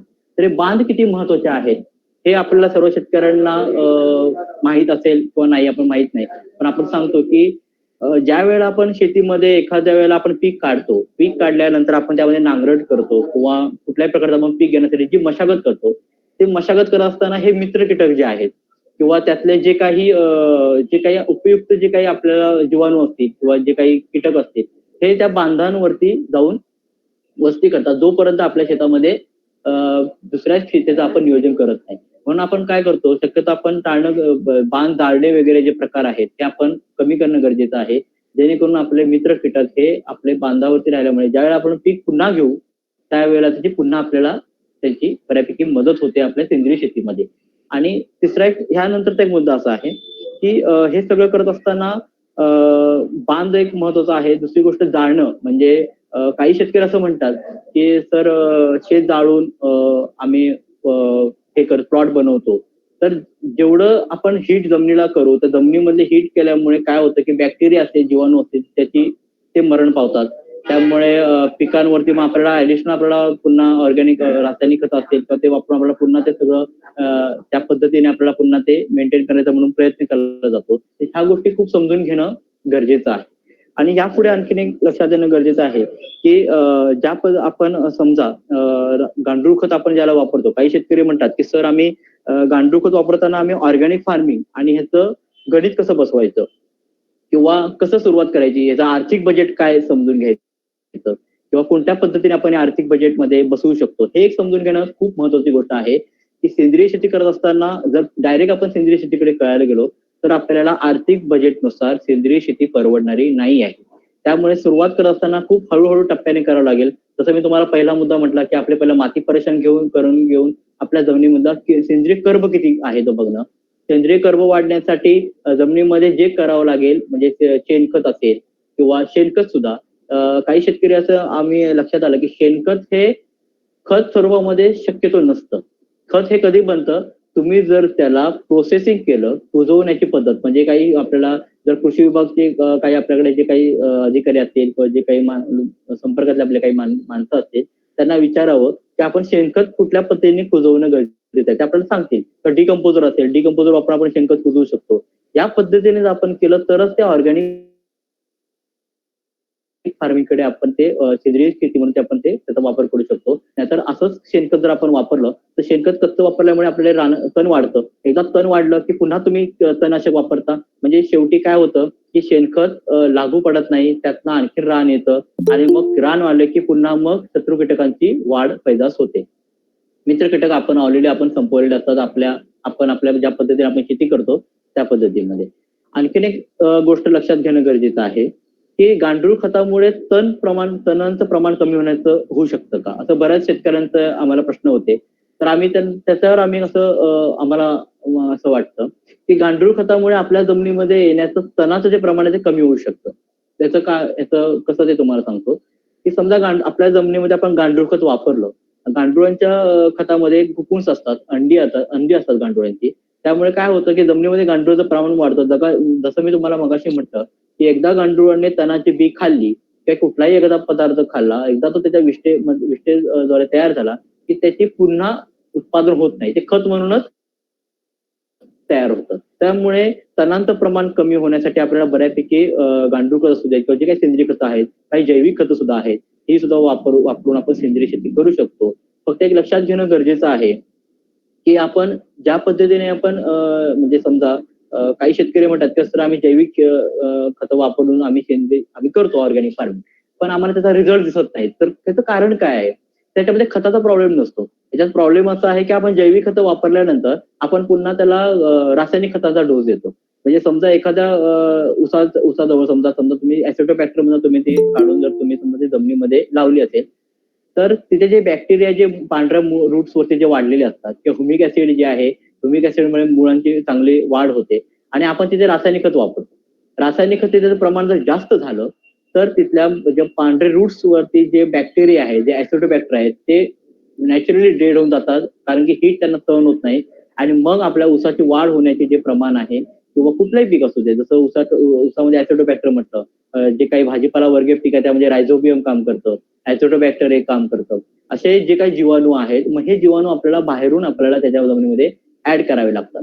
पण ऍड करत असताना एक गोष्ट लक्षात घेणं गरजेचं आहे, रासायनिक खत आपण किती वापरतो आणि ऑर्गॅनिक मधले जे काही जैविक खत असतील किंवा सेंद्रिय खत किती आहेत हे कसं वापरतो. जर रासायनिक खत आपले जास्त होत असतील तर आपण ऑर्गॅनिक खतं जे वापरतो त्याचा आपल्या जमिनीवरती नाही म्हटलं तर फक्त 10 ते 20% परिणाम दिसून येतो. अदरवाईज आपली ही रासायनिक खत त्या घटकांना मारून टाकतं. मग ह्याच्यावर पर्याय काय?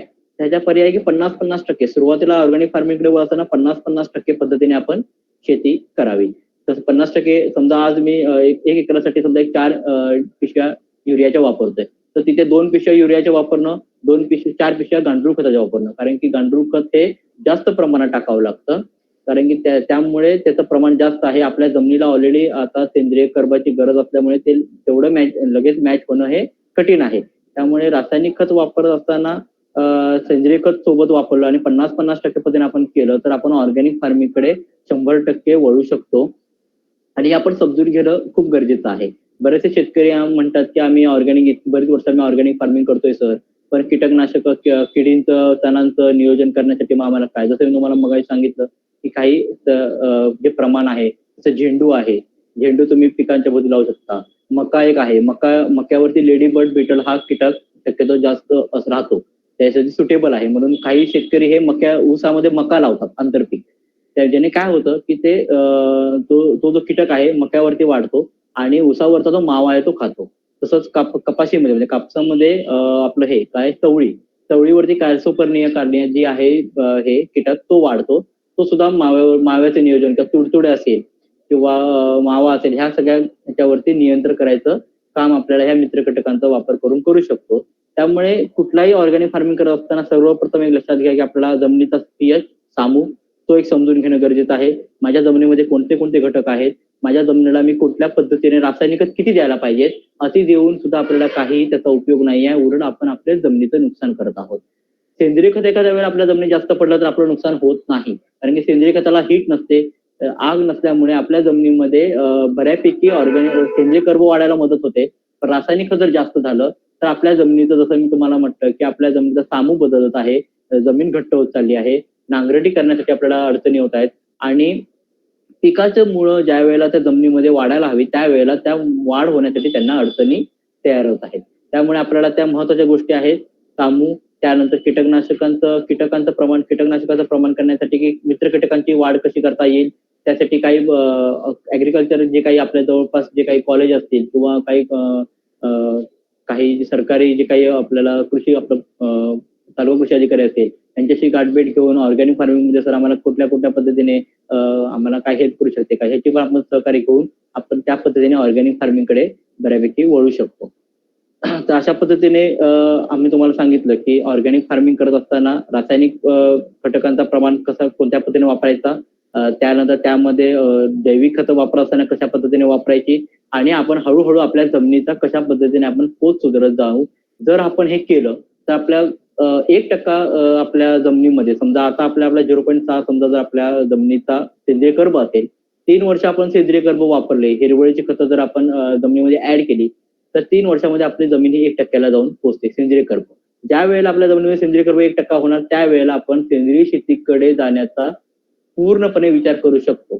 जर आपलं ते नसेल तर आपल्याला पहिलं त्याचा पोत सुधारून घेणं गरजेचं आहे, त्यासाठीचं नियोजन करणं गरजेचं आहे, तर आपण ऑर्गॅनिक फार्मिंगकडे वळू शकतो.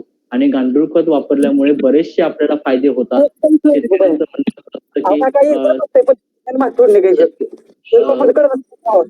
जरासं शेतकऱ्याचं म्हणणं आहे की सर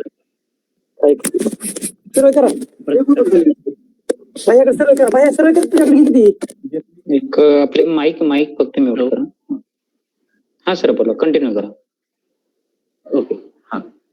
तर ह्या गोष्टी ज्या मी आपण सांगितल्या आजच्या सगळ्या या पूर्ण प्रोग्राम मध्ये, ह्या खूप महत्वाच्या गोष्टी आहेत. याचा आम्ही पूर्णपणे अभ्यास करून जसं की आता ग्रीन रिव्हॉल्युशन सुद्धा खूप चांगल्या पद्धतीने ऑर्गॅनिक फार्मिंगकडे त्यांचे काही म्हणजे काही ट्रॅप्स आहेत, फेरोमोन ट्रॅप्स आहेत, चांगल्या पद्धतीने ते सपोर्टिव्ह पण आहे. म्हणजे खूप चांगली गोष्ट आहे की ऑर्गॅनिक फार्मिंगकडे वळण्यासाठी ह्या गोष्टी खूप महत्वाच्या आहेत. आणि आपण शेतकरी काय करतो, ह्या गोष्टीकडे दुर्लक्ष करतो आणि आपण सरळ एखाद्या मार्केटमध्ये जाऊन कीटकनाशक, बुरशीनाशक वापरतो.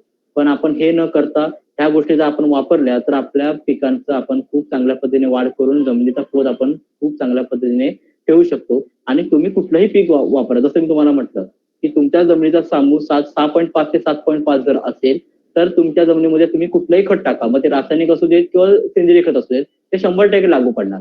आणि जर ते खत टाकून जर तुमच्या जमिनीमध्ये लागू पडत नसेल तर ह्याचा अर्थ असा आहे की आपल्या जमिनीचा सामू हा कुठेतरी बिघडलाय, तो दुरुस्ती करायला हवं. अति पाणी वापरल्यामुळे सुद्धा आपल्या जमिनीचा सामू बिघडतो, हे लक्षात घेणं गरजेचं आहे. त्यामुळे बऱ्यापैकी आपण माहिती आपल्याला पोहोचवलेली आहे. काही जर शेतकऱ्यांचे काही या संदर्भात काही प्रश्न असतील किंवा ऑर्गॅनिक फार्मिंग कोण करत असतील आणि त्यातले काही डाऊट्स असतील तर आपल्याला विचारू शकता. प्रतीक सर. हा सर.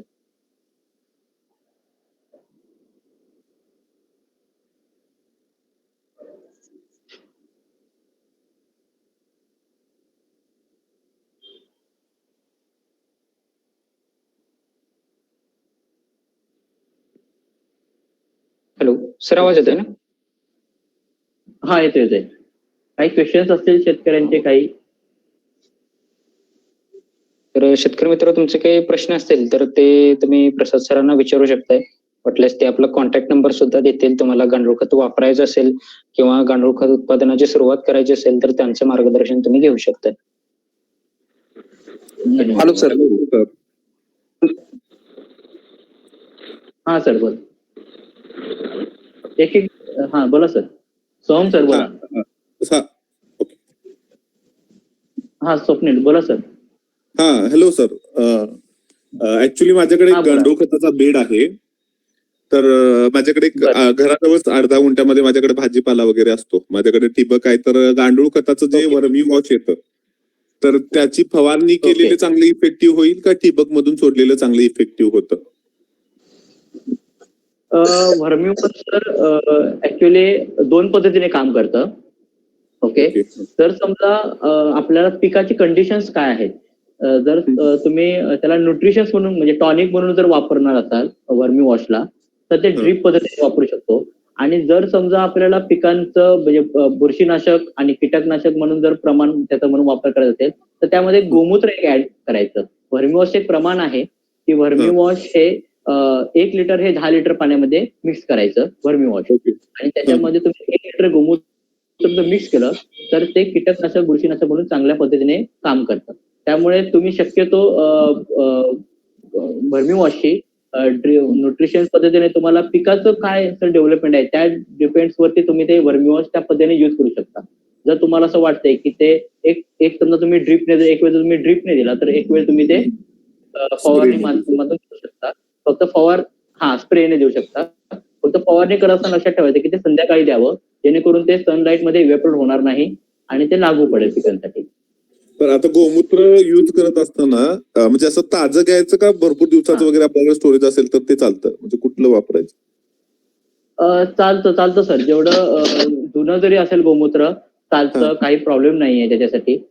जुनं गोमूत्र चांगलं हे करतं. फक्त ते स्ट्रॉंग बनतं. जर त्याला खूप स्मेल येत असेल ओके तर आपण वर्मी वॉश मध्ये गांडूळ खत टाकल्यानंतर त्याच्यामध्ये थोडासा गुळ टाकायचा. काळा गुळ जो असतो ना आपण तो आपण त्याच्यामध्ये थोडासा ऍड करायचा. काळा गुळ काय करतं एकदम थोडा म्हणजे समजा 10 लिटर तुम्ही द्रावण करणार असाल त्याच्यामध्ये एक तुम्ही 200-300 ग्रॅम गुळ टाकलात. फवारणी समजा तुम्ही उद्या संध्याकाळी करणार असाल तर आदल्या दिवशीचं द्रावण तयार करून ठेवायचं. म्हणजे वर्मी वॉश, गांडूळ खत आपलं गोमूत्राचं आणि तो गुळ आणि त्याला रात्री संध्याकाळी झाकून ठेवायचं. गुळ काय करतं की त्यातले जे हे जे आहेत बॅक्टेरिया जे आहेत कुठले वर्मी वॉश आणि गोमूत्रामधले ते ऍक्टिव्ह करायचं काम करतं. त्याचं मल्टिप्लिकेशन करतं बॅक्टेरियाचं. त्यामुळे गुळ हे वापरायचं त्यामध्ये जेणेकरून त्याचा इफेक्ट आपल्याला लवकर त्या पद्धतीने दिसून येऊ शकतो. ओके ठीक आहे. थँक्यू. हॅलो. येस प्रसाद सर नमस्कार. लेक्चर अतिशय चांगलं झालं सर. माझा सुद्धा प्रश्न सर वर्मी वॉश वरतीच डिपेंड होता. माझ्या मनामध्ये साहेब 4-5 प्रश्न आहेत. सर वर्मी वॉशची शेल्फ लाईफ किती असू शकते? मॅक्झिमम किती दिवसापर्यंत वर्मी वॉश आपण स्टोअर करू शकतो? ओके. वर्मी वॉश सर कसं आहे वर्मी वॉशला सगळ्यात म्हणजे स्मेल काही नसतो. ओके. दुसरी गोष्ट त्याच्यामध्ये केमिकल आपण जे गांडूळ खत आपण जे बनवतोय त्यामुळे त्या पद्धतीने जे मटेरियल आपण युज करतो जर समजा त्याच्यामध्ये कुजलेलं काही आपण जर टाकलंच नसू वर्मी गांडूळ खताच्या ह्याच्यामध्ये बेडमध्ये तर वर्मी वॉश हे पॅकिंग मध्ये आपलं हे 4 ते 5 वर्ष निवांत राहतं. काही प्रॉब्लेम येत नाही त्याला पॅकिंग मध्ये व्यवस्थित. Okay sir. आता सर काय झालंय मी वर्मी वॉश करायला बेड पद्धतीमध्ये वर्मी वॉश कलेक्ट करत नाही. माझ्याकडे कॅन पद्धतीमध्ये मी वर्मी वॉश तयार करतो. त्याच्यामुळे मला दर महिन्यामध्ये जवळपास मला मुबलक क्वांटिटीमध्ये मला वर्मी वॉश तयार होतो. आता त्याच बाबतीत सर विचारायचं होतं की तर माझ्याकडे बराचसा दिवस शिल्लक राहतो, समजा 3 महिने 4 महिने, तर मग त्यासाठी मग काही दिवस आहेत का की त्या स्पेसिफिक दिवसामध्येच ते वापरावं लागतंय? नाही असं काही नाही. वर्मी वॉश सर एक गांडूळ खत आणि वर्मी वॉश हे दोन त्यामध्ये तुम्हाला लक्षात घ्या. त्याची ठेवण्याची जी प्रोसेस आहे, जसं गांडूळ खत हे जर तुम्ही समजा पॅकेजिंग जर व्यवस्थित जर ठेवलं म्हणजे नॉर्मल पॅकेजिंग मध्ये मॉइश्चर मेंटेन करत, तर तुमचं ते 1.5 वर्ष व्यवस्थित राहतं गांडूळ खत. ओके. आणि थोडं आपण मार्केटमध्ये बघितलं की 1 किलोच्या पाऊच वगैरे असतात, बघितलं बऱ्यापैकी, तर त्याची लाईफ स्पॅन जास्त असते. ते पॅकेजिंग तसं बनवलं असतं. तसं वर्मी वॉशचं सुद्धा जर लिक्विड मध्ये तुम्ही कॅन मध्ये जर पॅकिंग करून व्यवस्थित ठेवलं तर ते खराब होण्याचं चान्सेस कमी आहे. त्याला खराब नाही होऊ शकत ते वर्मी वॉश तसं. Okay sir. सर आता त्याच बाबतीत मला दुसरा प्रश्न होता की फक्त एकच मिनिट, फक्त एक गोष्ट लक्षात घ्या की गांडूळ खत तयार करत असताना गांडुळांना आपण जे खाद्य वापरतो, ओके, तर त्याच्यामध्ये गुळाचं पाणी पण काही जण यूज करतात. समजा जर गुळाचं प्रमाण जर जास्त असेल तर वर्मी वॉश थोडं जास्त म्हणजे 1 वर्षाच्या वर राहणं जरा कठीण आहे. कारण की त्याचं काय होतं, गुळामुळे थोडंसं वर्मी वॉशला त्याची रिॲक्टिव्हिटी जास्त होते लवकर आणि ते टिकण्याचं प्रमाण कमी होतं. तर त्याच्यामध्ये समजा वापरल्यानंतर कीटकांना म्हणजे आपल्या ह्याच्यावरती आहे फंगस वगैरे किंवा गोडसरपणा आल्यामुळे मुंग्या वगैरे लागणं असं प्रमाण जास्त होऊ शकतं पिकांच्या मुळाजवळ. Okay sir. आणि सर वर्मी वॉश आपण आहे ना आम्ही ड्रिप मधून देतो, तर माझ्याकडे मुबलक प्रमाणामध्ये वर्मी वॉश तयार राहतो. तर मग वर्मी वॉश आपण मॅक्झिमम किती वेळेस आपण ड्रिप मधून सोडू शकतो आणि किती लिटर देऊ शकतो सर एक प्रति एकरी? ओके. सर जसं मी तुम्हाला म्हटलं की आता वर्मी वॉशचं प्रमाण आहे एका पंपाला 1 लिटर आहे. ओके. दुसरा मुद्दा आहे तो म्हणजे की वर्मी वॉश हे देत असताना आपण एक 15 ते 20 दिवसात आपण हे वर्मी वॉश आपल्या पिकांना क्षेत्राला दिलं तरी चालतं. समजा वर्मी वॉश तुमच्या जमिनीमध्ये जास्त जरी पडलं तरी त्याचे काहीही साईड इफेक्ट नाहीये. उलट ते चांगल्या पद्धतीने झाडाला काम करतं. कारण की ते केमिकल नसल्यामुळे त्याचं काही प्रमाण तुम्ही लिमिटेशन ठेवायची काही आवश्यकता नाहीये. फक्त एक लक्षात घ्या, आपण सर्वजण शेतकरी आहात, त्यामुळे आम्ही ज्या वेळेला आमचं मार्ग म्हणजे आम्ही जे बघतो त्यापेक्षा तुम्ही रोज शेतामध्ये असता सर. तर काय करायचं की कुठलाही पीक ज्या वेळेला त्याची ग्रोथ काय आहे बघायची, त्याला लागणारं खत किती असू शकतं. म्हणजे आता काही शेतकरी अंदाज लावतात की सर मी याला एवढं खत टाकलंय, आता मला याची आवश्यकता नाही वाटत आहे कारण तर माझं जे झाड आहे ते सुदृढ दिसतंय. ही कन्सेप्ट आपल्या डोळ्याला एकदा लक्षात आले की त्या पद्धतीने आपण कुठल्याही खताचा वापर करताना हे लक्षात घेणं गरजेचं आहे. आपल्याला झाड जर सुदृढ वाटत असेल, जर मजबूत वाटत असेल, त्याची ग्रोथ टाइम पिरियड मध्ये होत असेल, म्हणजे एखादं समजा 3 महिन्याचे पीक आहे, जर त्याची ग्रोथ त्या टाइम पिरियड मध्ये चांगली होत असेल, कीटकाचं किंवा किडीचं प्रमाण जर त्या मॅटॅक होत असेल, तर त्या वेळेला ते गोष्टी आपण वापरणं गरजेचं आहे. आणि एकरी प्रमाण म्हणाला जसं तुम्हाला म्हटलं की आपण एकरीला आता कशा पद्धतीने आपण कुठलं पीक आहे, किती पंप वापरतो, त्या पंपानुसार आपण ते वर्मी वॉश आपण वापरू शकतो. त्या ड्रीप मध्ये सुद्धा तुम्ही त्या पद्धतीने सोडू शकता. Okay sir. आणि सर पुढचा एक प्रश्न होता की वर्मी वॉश आता सोडत असताना आपण जैविक बुरशीनाशक किंवा जैविक कीटकनाशक त्याच्याबरोबर देऊ शकतो का? जैविक बुरशीनाशक किंवा जैविक कीटकनाशक काय म्हणाला तुम्ही? जैविक बुरशीनाशक किंवा जैविक कीटकनाशक जसं बीव्हीएम मिळतंय, वर्टिसिलम बॅसियाना बिवेरिया आणि म्हणजे मॅटरायझम, वर्टिसिलम लॅक्नी किंवा आपलं सोडोमोनास असेल किंवा ट्रायकोडर्मा असेल यांचा वापर करू शकतो. करू शकता सर, काही प्रॉब्लेम नाही. वर्मी वॉश सोबत काही प्रॉब्लेम नाही कारण की वर्मी वॉश हे बाकी म्हणजे समजा तुम्ही जर त्यामध्ये कुठला जर समजा जैविक जर ऍड केलात तर त्यातनं काही केमिकल रिएक्शन काही होण्याची शक्यता कमी आहे आणि तुम्ही ते करू शकता, काही प्रॉब्लेम नाहीये. कारण आम्ही बऱ्यापैकी काही शेतकऱ्यांकडे असे प्रयोग केलेले आहेत आणि त्यातनं काही प्रॉब्लेम नाहीये. फक्त काय होतं की जसं तुम्हाला म्हटलं की वर्मी वॉश मध्ये आपण ऍडेड काय काय करणार आहोत ह्या गोष्टी. प्युअर वर्मी वॉश असेल आणि तुम्ही जर त्यामध्ये जैविक खतं थोडी जर वापरणार असाल तर वापरू शकता. फक्त प्रमाण मेंटेन करणं गरजेचं आहे sir. Okay sir, thank you sir. Okay.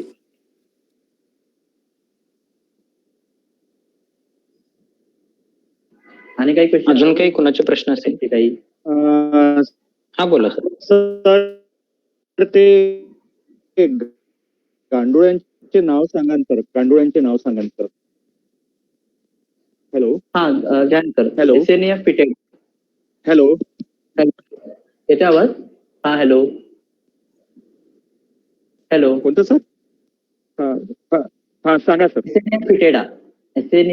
एसेनिया फिटेडा त्याला टायगर वर्म म्हणतात. तुम्ही जर गुगलला जर टाकलं टायगर वर्म म्हणून, हॅलो. आणि दुसरं एक आहे ते हॅलो अतुल सर, तुमचा आवाज नीट येत नाही. थोडस नेटवर्क चेक करा. दुसरं हा दुसरं जे आहे ते युड्रिलिस युजिनी. सर मला चॅटवर पाठवता का सर? पाठवू शकतो की सर, काही प्रॉब्लेम नाही, पाठवूया. हा चॅट बॉक्स मध्ये दोन्ही नावं सर टाकून ठेवा, ते मग शेतकरी मित्र घेतील. ओके ओके ठीक आहे, चालेल.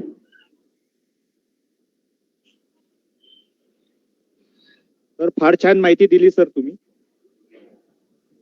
ओके, धन्यवाद. सर हे बेड वगैरे कुठे मिळेल आणि गांडूळ कुठे मिळेल याची माहिती आम्हाला मिळेल का? हो सर, आपल्याकडे गांडूळ मिळते, गांडूळ कशा आपल्याला मिळेल सर.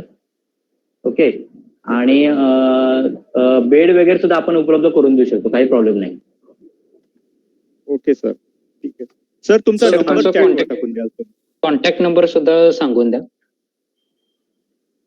हो हो सर, गांडूळच्या ह्याच्यामध्ये ना मला एक प्रॉब्लेम फेस झाला. मुंग्या एक होतात आणि घुशी जास्त बरोबर. आता गावाकडे, तर त्यांचं एक प्रमाण जाणवत होतं. त्याच्यासाठी काय प्रतिबंध म्हणून काय करता येईल आपल्याला घुशीसाठी आणि मुंग्यांसाठी? सर आपल्या ह्याच्यासाठी फॉलिडॉल पावडर जी असते, फॉलिडॉल पावडर एक आपण युज करू शकतो. ओके, मुंग्यांसाठी. दुसरी गोष्ट, समजा तुमचे सिमेंटचे बेड जर असतील तर त्या साईडने तुम्ही एक पाण्याचा कट्टा साईडने बांधून घेऊ शकता, मुंग्या आतमध्ये जाऊ नये म्हणून. हे गांडूळ खतामध्ये खूप महत्वाची गोष्टी आहेत. म्हणजे एक तर मुंगूस, उंदीर, बेडूक आणि मुंग्या एकदा जर बेडला लागला तर आपले सगळे गांडूळ ते संपवून टाकतात. त्यामुळे असं त्यासाठी तुम्ही फॉलिडॉल पावडरचा वापर करू शकता बेडच्या साईडने, आणि ते तुम्ही दर आठवड्याला वापरणं गरजेचं आहे. जर तुम्हाला एखाद्या वेळेला जर कुठे मुंगी दिसून आली किंवा समजा बेडमध्ये जरी दिसून आली तर तेवढा पोषण हा काढून टाकायचा बाहेर तिथला. आणि शक्यतो खूप जर बेडभर झाले असतील तर शक्यतो बेडमध्ये फॉलिडॉल पावडरचा वापर करत असताना कमी करावा, नाहीतर गांडुळावरती इफेक्ट होऊ शकतो. ओके, आणि घुशी किंवा मुंगूस पासून हे करण्यासाठी काय मग त्याच्यावर जाळीच टाकावी लागेल का दुसरं काही? हा सर, शक्यतो साईडने जर तुमचं पॅक बंद असेल शेड, तर पॅक बंद शेड असेल तर त्यासाठी ते पॅक प्रॉपर पॅक असणं गरजेचं आहे. ओके, आणि पॅक सिमेंट वगैरे आपण वापरू शकतो साईडने कंपाऊंड, म्हणजे जे शेड तुम्ही केले ना त्यासाठी तुम्ही सिमेंट वगैरे वापरू शकता. आणि शक्यतो पॅक असेल तर ते योग्य राहील सर, ते महत्वाचं आहे. नाही म्हणजे कंपाऊंडच आहे, पण काय झालं जमिनीतून खालून होलं पाडून त्या आतमध्ये येत आहेत ना बाहेरून, असं होतं. एखादं होल मोजवलं की दुसरं कडे होल करतात. हा बरोबर. बेड आहे म्हणजे असं कमर्शियल साठी नाही, घरच्या वापरासाठी म्हणूनच आम्ही घरातील पाला पाचोळा वगैरे असं सगळं टाकून फक्त स्वतःसाठी म्हणून एकच बेड बनवलेला आहे. अच्छा, ओके, काही प्रॉब्लेम नाही सर. जसं मी तुम्हाला म्हटलं की त्यासाठी सिमेंट वापरा साईडने उंदरांच्या बंदोबस्तासाठी. ओके, जर तुमचं ते फॉलिडॉल पावडर सुद्धा किंवा सिमेंट वगैरे जर तुम्ही फॉलिडॉल पावडर मध्ये जर टाकलं बेडच्या शेडच्या साईडने लांब टाकायचं, पूर्ण कव्हर करायचं बेडला दाबून, त्याने सुद्धा तुमचं उंदरांचं प्रमाण कमी होऊ शकतो. ठीक आहे. आणि जर ते आता लागत असतं तुम्ही आता वेळेला योग्य नियोजन केलेलं बरं. काय होतं, बेडमध्ये जर उंदीर घुसला की तो पूर्ण पोखराला लागतो किंवा घुसलं पोखरून काढतो ते पूर्ण, आणि गांडूळ खाऊन टाकतात. तर ते यावेळेलाच नियोजन करणं सर गरजेचं आहे. ओके, ठीक आहे, थँक्यू.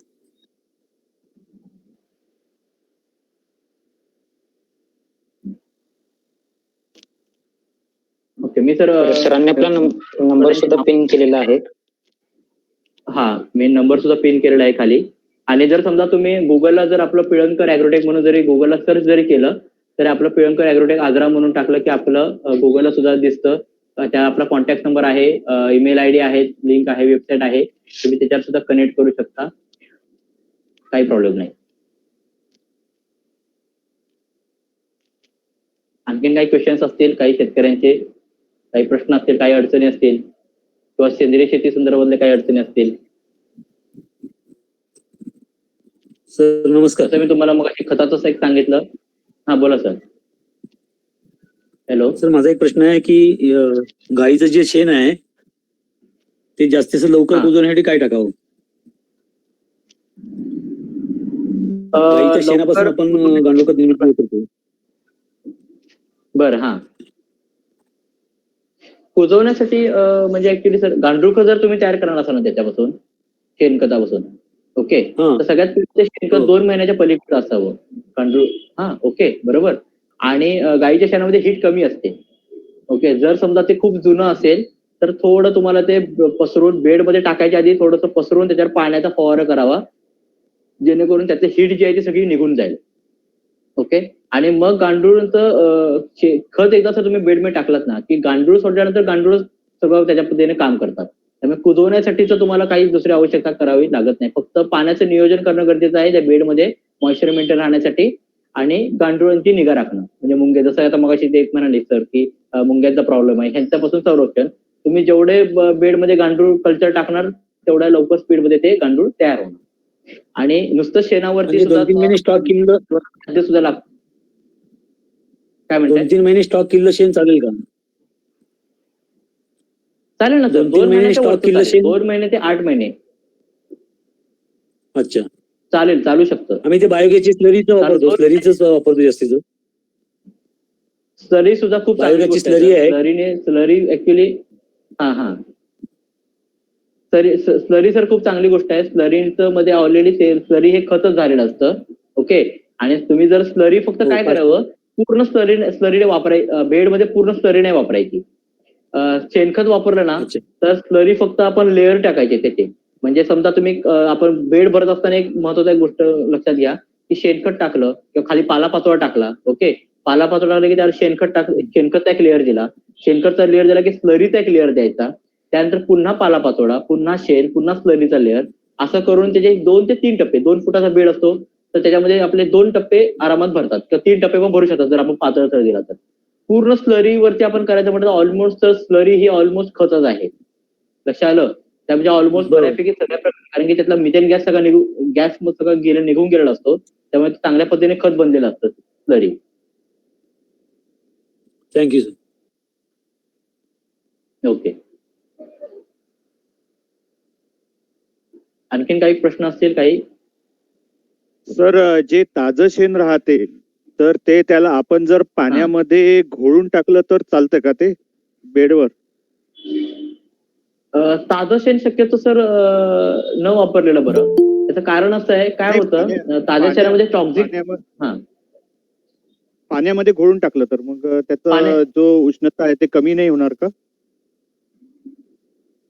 कमी होऊ शकते. हीट सर कमी होऊ शकते.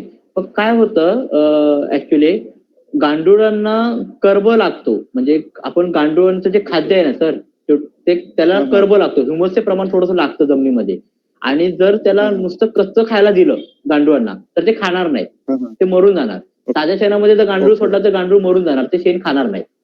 त्यामुळे ही खूप महत्वाची गोष्ट आहे. का 2 महिन्याच्या पुढचं का म्हटलेलं असतं कारण की 2 महिने ठेवल्यामुळे त्याच्यामध्ये थोडासा एक ह्युमस प्रमाण तयार होतं. कर्ब कुजायची प्रक्रिया तयार होते.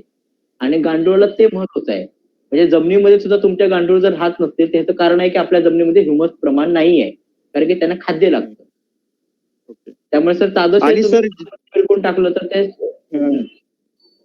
आणि सर मी काय म्हटलं की हे जे गांडुळांचं नाव सांगितलं तुम्ही ते शेतामधली माती पण खाईल का की नुसतं शेणच पाहिजे त्यांना खायला?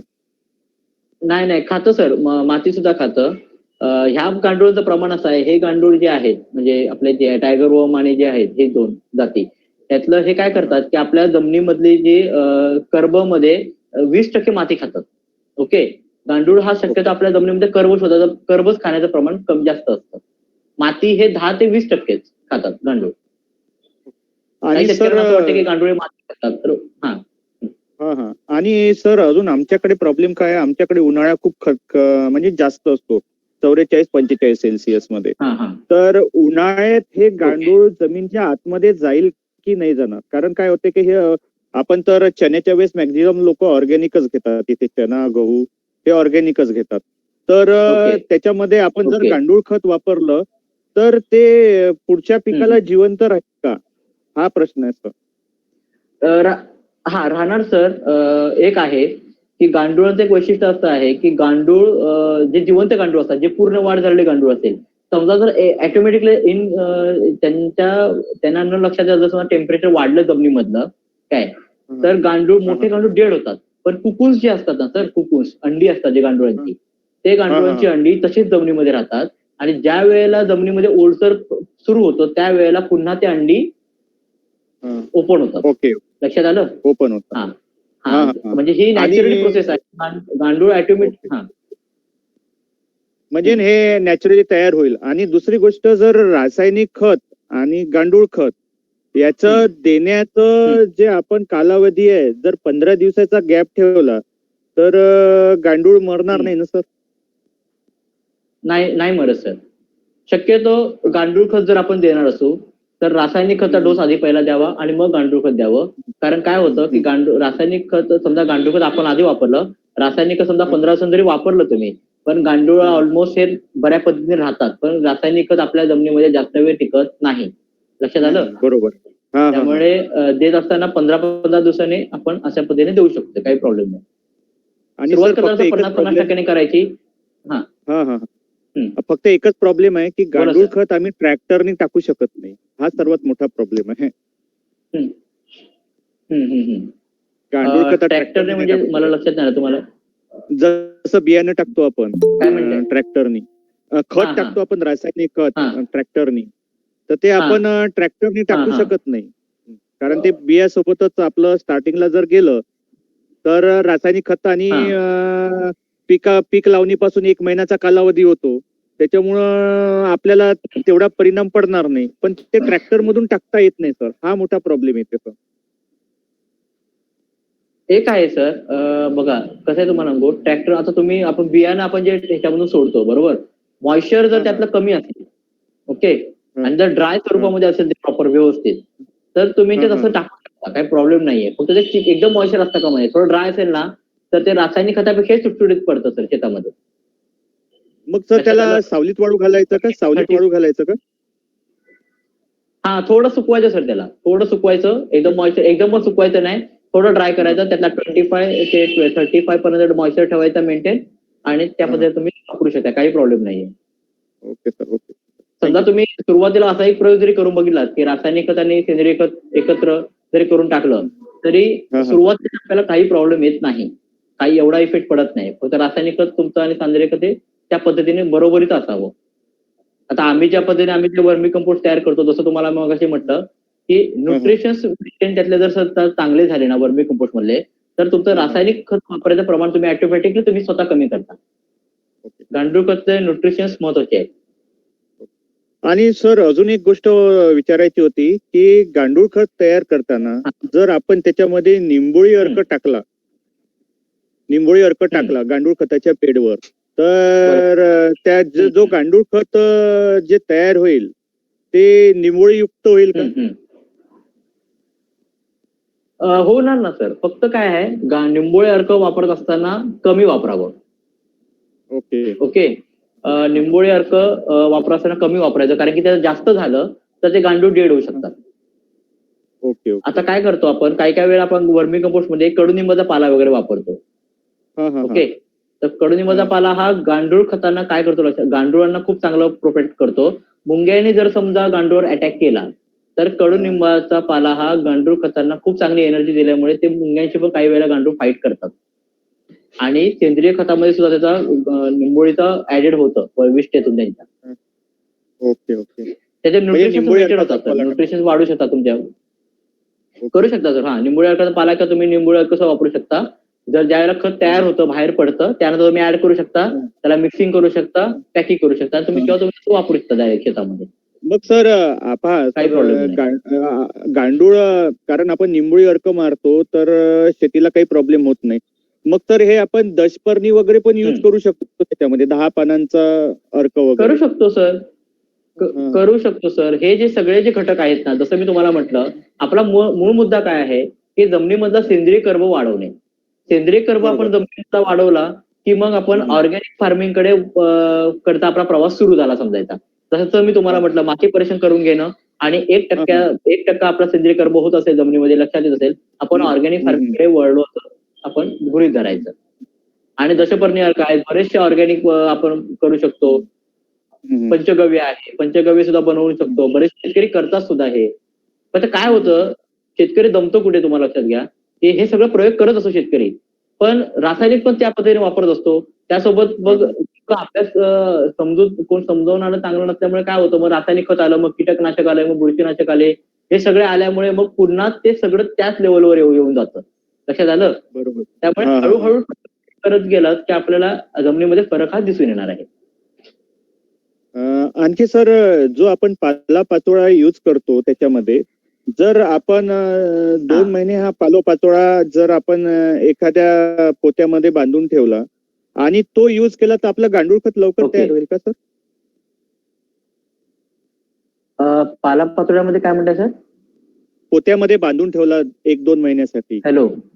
हा, 1-2 महिन्यासाठी तो पालापाचोळा जर आपण 1-2 महिन्यासाठी पोत्यांमध्ये, प्लास्टिकच्या पोत्यांमध्ये बांधून ठेवला, तर तो बांधल्यानंतर वापरला तर आपलं गांडूळ खत लवकर तयार होईल का? हा सर, जर ते कुजलं, पालापाचोळा तुम्ही बांधला तर तो ड्राय होणार. ओके, पूर्ण पावडर होणार त्याची, बरोबर? ड्राय होणार, पावडर झाली, सुकल्यामुळे तो पावडर झाली की गांडूळ ऑटोमॅटिकली खाऊ शकतात त्याला नॅचरली. पण त्यापेक्षा बेस्ट वे काय आहे की ते कुजणं गरजेचं आहे. समजा जर तेच तुम्ही एक खड्डा केला जमिनीमध्ये, ओके, आणि तो पालापाचोळा सगळं समजा त्यात टाकला तुम्ही आणि तो खड्डा मुजवला, ओके, आणि समजा जर तुम्ही थोडं वर्ण खड्ड्याला पाणी दिलं तर एक 3-4 महिन्याने कुजतं चांगलं. ते तुम्ही वापरलात अर्धा कुजलेला पाला तर ते उलट जास्त गांडूळ खाते. किंवा ड्राय केलेला सुकलेला जो पानांचा जो चुरा आहे ना, तो गांडुळांना खाणं तेवढं शक्य होत नाही. त्यांना मी जसं तुम्हाला म्हटलं की सेंद्रिय कर्ब सर महत्वाचं आहे या सगळ्या गोष्टीमध्ये. हा, आणि हे जर आपण व्यवस्थित प्रॉपर करत असतो तर आपल्याला ते आपल्याला लक्षात येईल exactly. Thank you sir. Okay okay sir. Sir hello, एक प्रश्न आहे. तर बरेच सारे शेतकरी, हा बोला, अजून काही कोणाचा प्रश्न आहे का? प्रश्न हा बोला.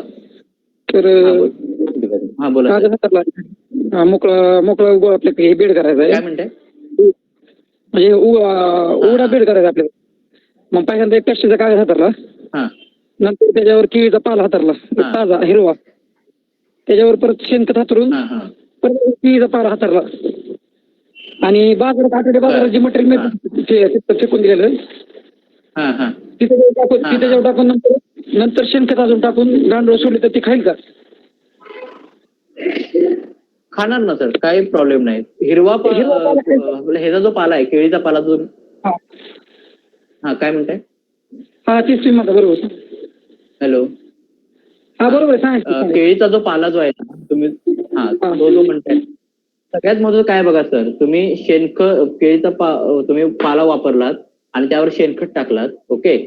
सगळ्यात ह्या गोष्ट महत्वाची काय आहे, जर तो पाला कुजला ऑटोमॅटिक समजा तुम्ही टाकला गांडूळ तर काही प्रॉब्लेम नाही. गांडूळ हे पाला खातात तो आणि काही प्रॉब्लेम नाही. फक्त काय तुम्ही ओपन स्पेस मध्ये करायचं तर मुंग्यांपासून सावध राहणं गरजेचं आहे खाली. लक्षात आलं? हा, आणि जसं जसं त्याचा लेअर बनेल तसं तसं ते काढत राहणं पण गरजेचं आहे. हा बरोबर. सर मी केलता एक मुंग्यांचा जरा प्रॉब्लेमच होतो, त्यासाठी काय? हा, मुंग्यांसाठी मी मगाशी म्हटलं ना की फॉलिडर पावडरचा युज करायचा. बेडच्या खाली पूर्ण कागद अंतराच्या आधी पूर्ण फॉलिडर पावडर टाकून घ्यायची, पूर्ण बेड विटा वगैरे नसल्यानंतर पुन्हा त्यामध्ये फॉलिडर पावडर टाकून घ्यायची. असं आपण त्याच्यामध्ये उपाय करू शकतो, काही प्रॉब्लेम नाहीये. Okay sir. तर ती आठवडे बाजाराचा पाला जास्त ते खाऊ शकते ना म्हणजे गांडूळ? खाऊ शकते ना सर, काही प्रॉब्लेम नाही. फक्त कुजलेला असावा तो. तुम्ही आता कुठला कोबीचा पाला वापरताय किंवा काय वापरताय, कोबीचा. हा असं ते खूप महत्वाचं आहे. आणि कुजलेला पाला असेल तर ते व्यवस्थित, आणि उलट कुजलेल्या पाल्यामुळे लवकर तयार होतं, म्हणजे गांडूळ तुमचं लवकर तयार होऊ शकतं, काही प्रॉब्लेम नाहीये. कारण कसं आहे, कोबीच्या पाल्यापर्यंत वर्षण खायला मिळते ना. हा, खालू काही प्रॉब्लेम नाही, होऊ शकतं, तयार होऊ शकतं, काही प्रॉब्लेम नाही. ठीक आहे, thank you sir. Okay. Hello. Okay sir. Hello sir. Hello, नमस्ते सर. बोला. हा एक शेवट प्रश्न घेऊया open- त्यांनी मग थांबूयात. हा बोला. हा ओपन हो, बेड हो, आम्ही हो. केलेला आहे, शेड मध्ये गांडूळ केलेला आहे प्रकल्प. परंतु ते रात्रीचं आहे का नाही, ते कोणता तरी प्राणी येऊन ते उकरते आणि गांडूळ खातात. त्याच्यासाठी काय उपाययोजना करावी? ओपन मध्ये असेल तर शक्यतो सर तुम्हाला साईडने काहीतरी त्याला करावं लागेल कुंपण. मी सिमेंट मगाशी सांगितलं, सिमेंट एक वापरावं लागेल. ओके. मुंग्या नाहीत, असं त्यानंतर- उकरते प्राणी, मुंगूस असू शकते किंवा उकरतं. उंदीर. हा मुंगूस असू शकतं, मुंगूस असू शकतं. हा मुंगूस असू शकतं, उंदीर असू शकतं. तुम्ही बेडच्या साईडने उंदराचं औषध ठेवू शकताय. ओके. भजी मधून वगैरे किंवा एखाद्या काय जे उंदीर खायत असतात टॅमॅटो वगैरे. बर. हा. आणि दुसरी गोष्ट मग तुम्ही घुटेसाठी मग तुम्ही सिमेंट वगैरे वापरू शकता साईडने.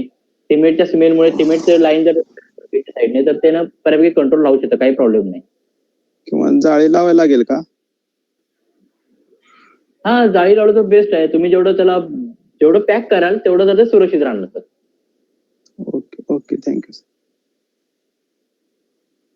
Sir, hello sir, Atul Kale बोलतो. सर, गांडूळ खत वापरल्यामुळे बुरशीचं प्रमाण कमी होईल का सर? जे कुजलेलं आपल्याला राहते त्याच्यामधली बुरशी खतम होईल का सर? कशामध्ये म्हणताय तुम्ही नेमकं, म्हणजे खतामध्ये म्हणताय का बाहेर? नाही, आपण जे शेतामध्ये नाही सर, गांडूळ खतामध्ये बुरशीचं जसं शेण वापरतो आपण, त्याच्यामध्ये बुरशीचं प्रमाण राहतेच राहिलं तरी. तर ते आपण जर वापरलं त्याच्यामुळं पानामधली बुरशी आणि शेणामधली बुरशी ही पूर्ण नाहीशी होईल का? जर समजा गांडूळ खत बनवत असताना गांडूळ बेडमध्ये समजा ह्युमिडिटी वाढली आणि जर फंगस तयार झाला बेडमध्ये काय, तर आणि तर ते समजा तुम्ही तसंच फंगस समजा तुम्ही शेतात वापरला तर ते इन्फेक्टेड होईल तुमच्या पिकाला. ओके. लक्षात आलं? ओके. पण तुम्ही पूर्ण प्रॉपर गांडूळ खत जर तयार झालेलं जे आहे, जे ऑर्गॅनिक पद्धतीने दिसतं गांडूळ खत, ते जर तुम्ही वापरलं तर तुमच्या मी जसं मगाशी म्हटलं, कीटकाच्या तणांचं प्लस बुरशीवरती पण बऱ्यापैकी इफेक्ट पडतो. कारण की तुमचे त्याच्यामुळे बऱ्यापैकी ह्याचं म्हणजे ह्युमिडिटीचं प्रमाण पण कमी राहतं, मेंटेन राहतं, ऑक्सिजन लेवल जमिनीमध्ये चांगली राहते. ऑक्सिजन लेवल जमिनीमध्ये चांगली राहिली की मग तुमच्या जमिनीमध्ये समजा इन केस वातावरणामुळे जर काही डिफेक्ट झाला तरच आपल्यामध्ये फंजीसाइड म्हणजे बुरशीचं आपल्याला प्रमाण दिसून येतं. ओके सर, ओके, ठीक आहे sir, thank you sir. Okay sir. Okay, ठीक आहे. तर आपली वेळ सुद्धा संपत आलेली आहे. सर, जर लायसन्सच्या संदर्भात सांगा ना, ते विक्रीसाठी जर लायसन्स कोणत्या ठिकाणी करा, गांडूळ खत विक्रीसाठी लायसन्स जर तुम्ही त्यासाठी कुठे संपर्क करावा? ओके, आता ओके सांगतो. आता सर तुमचं लोकेशन कुठलं आहे? कोल्हापूर जिल्ह्यामध्ये? सिंधुदुर्ग आहे, सिंधुदुर्गमध्ये. हॅलो, वैभववाडी. सिंधुदुर्गमध्ये वैभववाडी. तुम्ही आपल्या लक्ष आलं, तुम्ही सर लायसन्स साठी आपल्या जे कृषी आपलं जे आहे तालुका कृषी अधिकारी, ओके, त्यांना भेटू शकता. त्यांच्यामार्फत तुम्ही आपलं जे हे आहे कृषी विभागचं आपलं समजा आमचं कोल्हापूरचं कृषी विभाग कार्यालय आहे, तर तिथे काही जसं रासायनिक खतांचे वगैरे जे काही लायसन्स वगैरे जे व्हेरिफिकेशन होतं तिथे तुम्ही ऑर्गॅनिक फार्मिंग मध्ये गांडूळ खत सुद्धा बनवून घेऊ शकता, करू शकता, काही प्रॉब्लेम नाहीये. फक्त काय आहे लायसन्स कधी येते तर तुम्ही काय म्हणताय? कृषी अधीक्षक म्हणजे जिल्हा कार्यालय असेल ते कृषी अधीक्षक का? हा, भेटू शकता तुम्ही सर. तुम्ही सर सरळ तालुका कृषी अधिकाऱ्यांना जर भेटलात ना तर तुम्हाला तालुका कृषी अधिकारी तुम्हाला कॉन्टॅक्ट पण देतील, ते माहिती पण सांगतील की सर तुम्हाला लायसन्स काय म्हणजे करावं लागेल. सगळ्यात पहिला बेस्ट काय आहे की तुम्ही कमर्शियल बेसवरती पॅकेजिंग वरती ज्यावेळेला येता मार्केट याच्यामध्ये, त्यावेळेला तुम्ही शेतकरी म्हणून बनवत असाल तर तुम्हाला काय प्रॉब्लेम नाहीये. ओके, जर समजा आता आम्ही बनवतोय तर आम्ही ज्याला बनवतो समजा आमचा स्केल मोठा आहे, ज्याला आम्ही एक्सपोर्ट करत असू समजा, तर आम्हाला लायसन्स आणि या सगळ्या गोष्टी रिक्वायरमेंट लागते.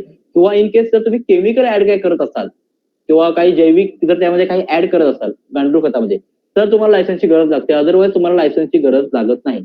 आणि की बरेचसे आपल्याकडे गांडूळ खतं जे आहेत ती बनवली जातात, लायसन्सचे शक्यतो जर तुम्ही केमिकल ऍडेड काय असेल, काही पॉइझनरिक असेल तर तुम्हाला ते लायसन्सची गरज लागते, अदरवाईज तुम्हाला गांडूळ खत बनवण्याची लायसन्सची काही शक्यता लागत नाही.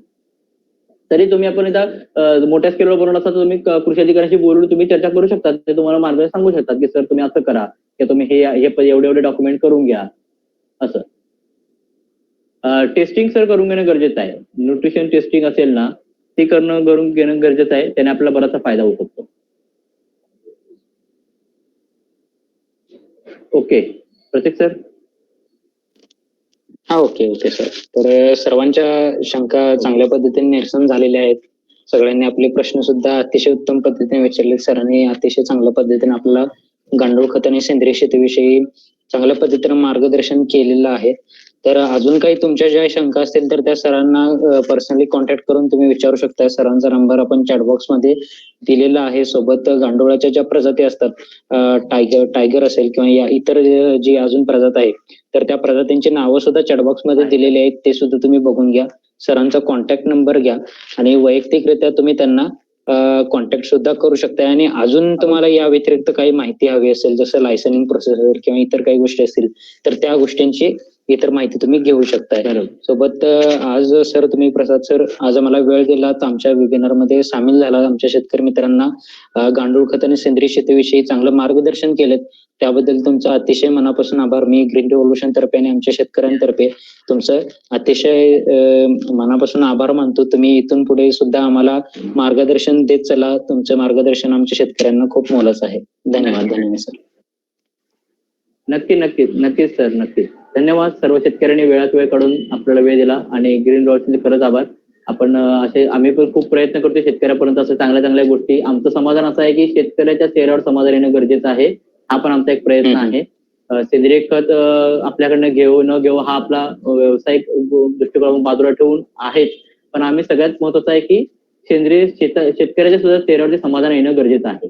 तरच आपण या शेतीकडे आपण चांगल्या पद्धतीने वळू आणि ऑर्गॅनिक फार्मिंग आपण शेतकरी तयार करू शकतो. नक्की सर. धन्यवाद. तर आपण पुन्हा भेटूयात नवीन एका तज्ञांसह आपल्या कीटक माहिती केंद्राच्या वेबिनार मध्ये. तुम्ही आता लिफ्ट होऊ शकता. धन्यवाद. नक्की. यस.